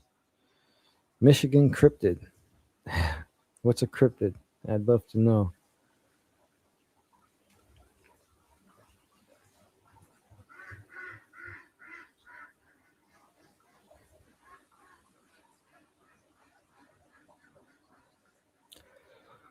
Which which binaural beats would you recommend listening to during the day as a beginners? Yeah, so um any. I mean, and you guys have to understand binaural beats are binaural beats are just tools. Like don't rely on them too much. Understand that they're just tools. Like you don't need them to have an experience. Do they help? Sure, but you don't need them, you know. Um but you don't need them. Now, which ones would I recommend? My favorite is 4 hertz binaural beats because it's just something about the 436 hertz on the right ear, 432 hertz on the left ear. Like Robert Monroe and those scientists he was working with, like those guys did a good job. And that's what they recommend, and that's what works. They did a lot of studying on these things, you know, so that's what works. So that's what I would recommend. And but you have to understand that different ones are used for different purposes. Like if you're trying to meditate and just get an idea of something, probably the theta waves would probably be the best one. But if you're trying to reach a deep relaxed state, then the delta binaural beats, 4 hertz or lower, would be the best one. So it also depends on what you're trying to do, you know. Um, oh, during the day, which binaural beats would I recommend listening to during the day? During the day, definitely a theta wave. I would listen to the delta still, even during the day. I just loved having the feeling on my left and right hemispheres linked up, and I'd be in a delta state, just meditating, just mastering my reality. You know, like just doing that. But would I recommend everybody to do that? Probably not. Um, you know, probably a theta to listen to during the day if you're trying to meditate or something. Now, if you're just listening to music, You don't have to listen to binaural. I wouldn't listen to binaural beats if you're just listening to music. Just listen to high frequency music like 432 hertz, 999. All those types of frequency musics, 888. Things like that. Listen to those types. If you're just listening to something.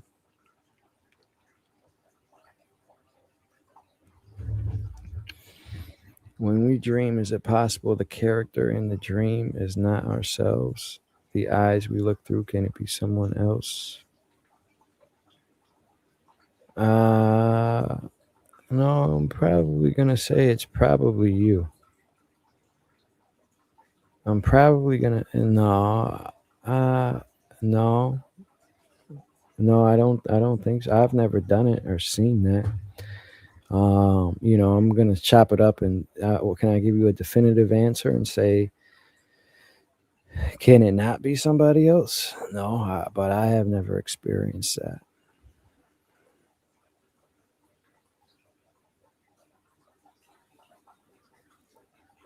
Okay, I think it's natural, right, to astral project in a sense, maybe for some people.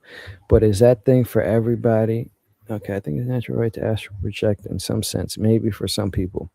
But is that thing for everybody? I mean, I'm a security guard, and I love being a security guard. But I said it's not.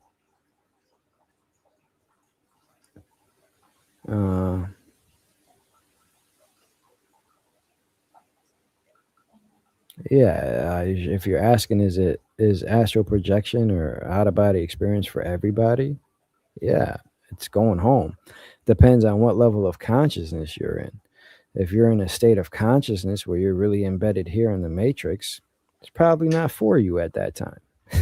Probably be too much for you, But if you're in a state where you're seeking for truth and things, yeah, it's for everybody. Everybody that seeks it, yeah, for sure.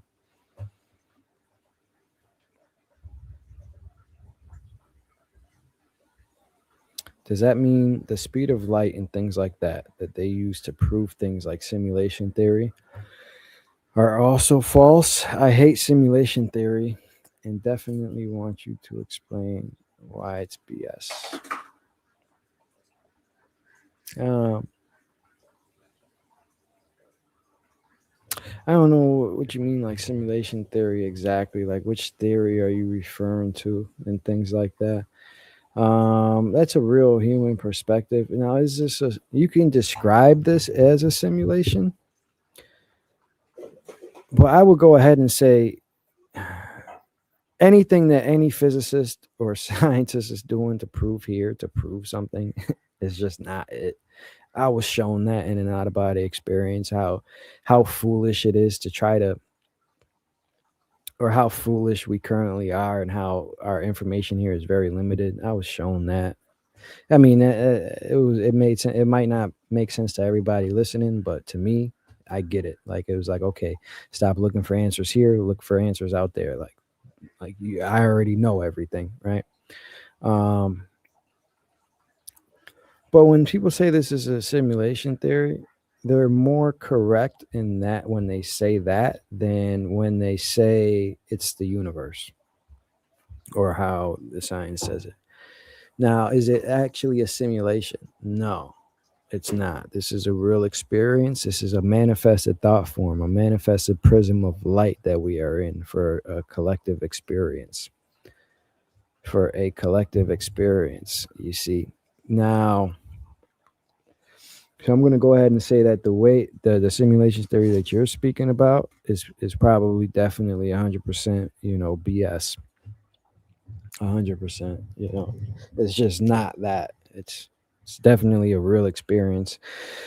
But where the theory of simulation comes from, in the aspect that this is not base reality, and from that aspect, yeah, you can say that. But it's really like we are just in a collective manifested thought form condensed into matter in the forms of prism of light.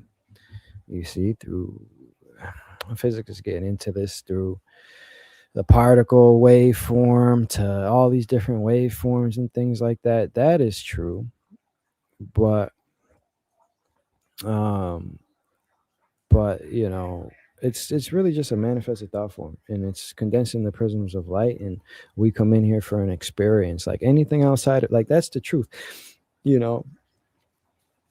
It just is. So like from that aspect, this is certainly the world that we are in, that you see operate in as a human life. That is not base reality, you know, that's for sure. There's definitely more going on here than that. You know, there's definitely a lot more going on here than that. But yeah, I hope that helps. I'm not real well versed in all these theories anymore. When I first got into this, I was looking into theories like that, trying to understand it. All right, what does 4D look like? What does 5D look like? Well, you can't think of it as a visual thing. Like if you can't think of it or imagine it, it doesn't exist.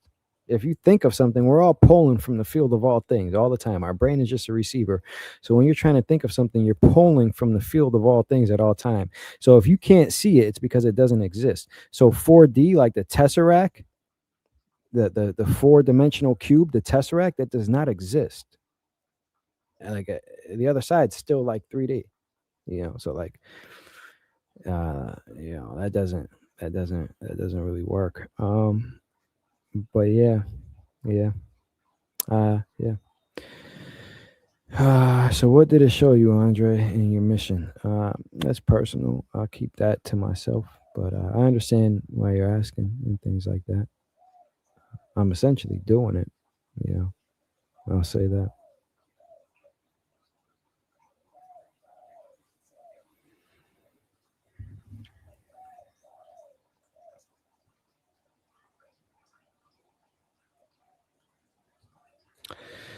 The law of one states emphatically that this place was designed to oppress the humans. Have you tried to either confirm or disprove this? It wasn't made to oppress the humans, but it did get hijacked in that aspect. In its original form, it wasn't made. Nobody would make a creation to do that. That'd be a crazy thing, you know. But in when it did get made, it is now it's formed in that way, you know. And the law of one is channeled by another extraterrestrial Ra, you know. And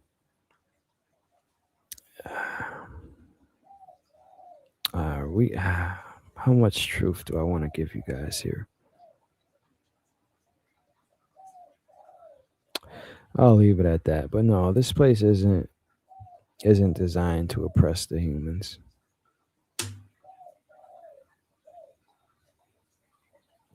But yeah, guys, I think I'm gonna get out of here. It's been going for quite a long time. But yeah, thank you guys for coming here. I appreciate it. And you know, I love you guys all.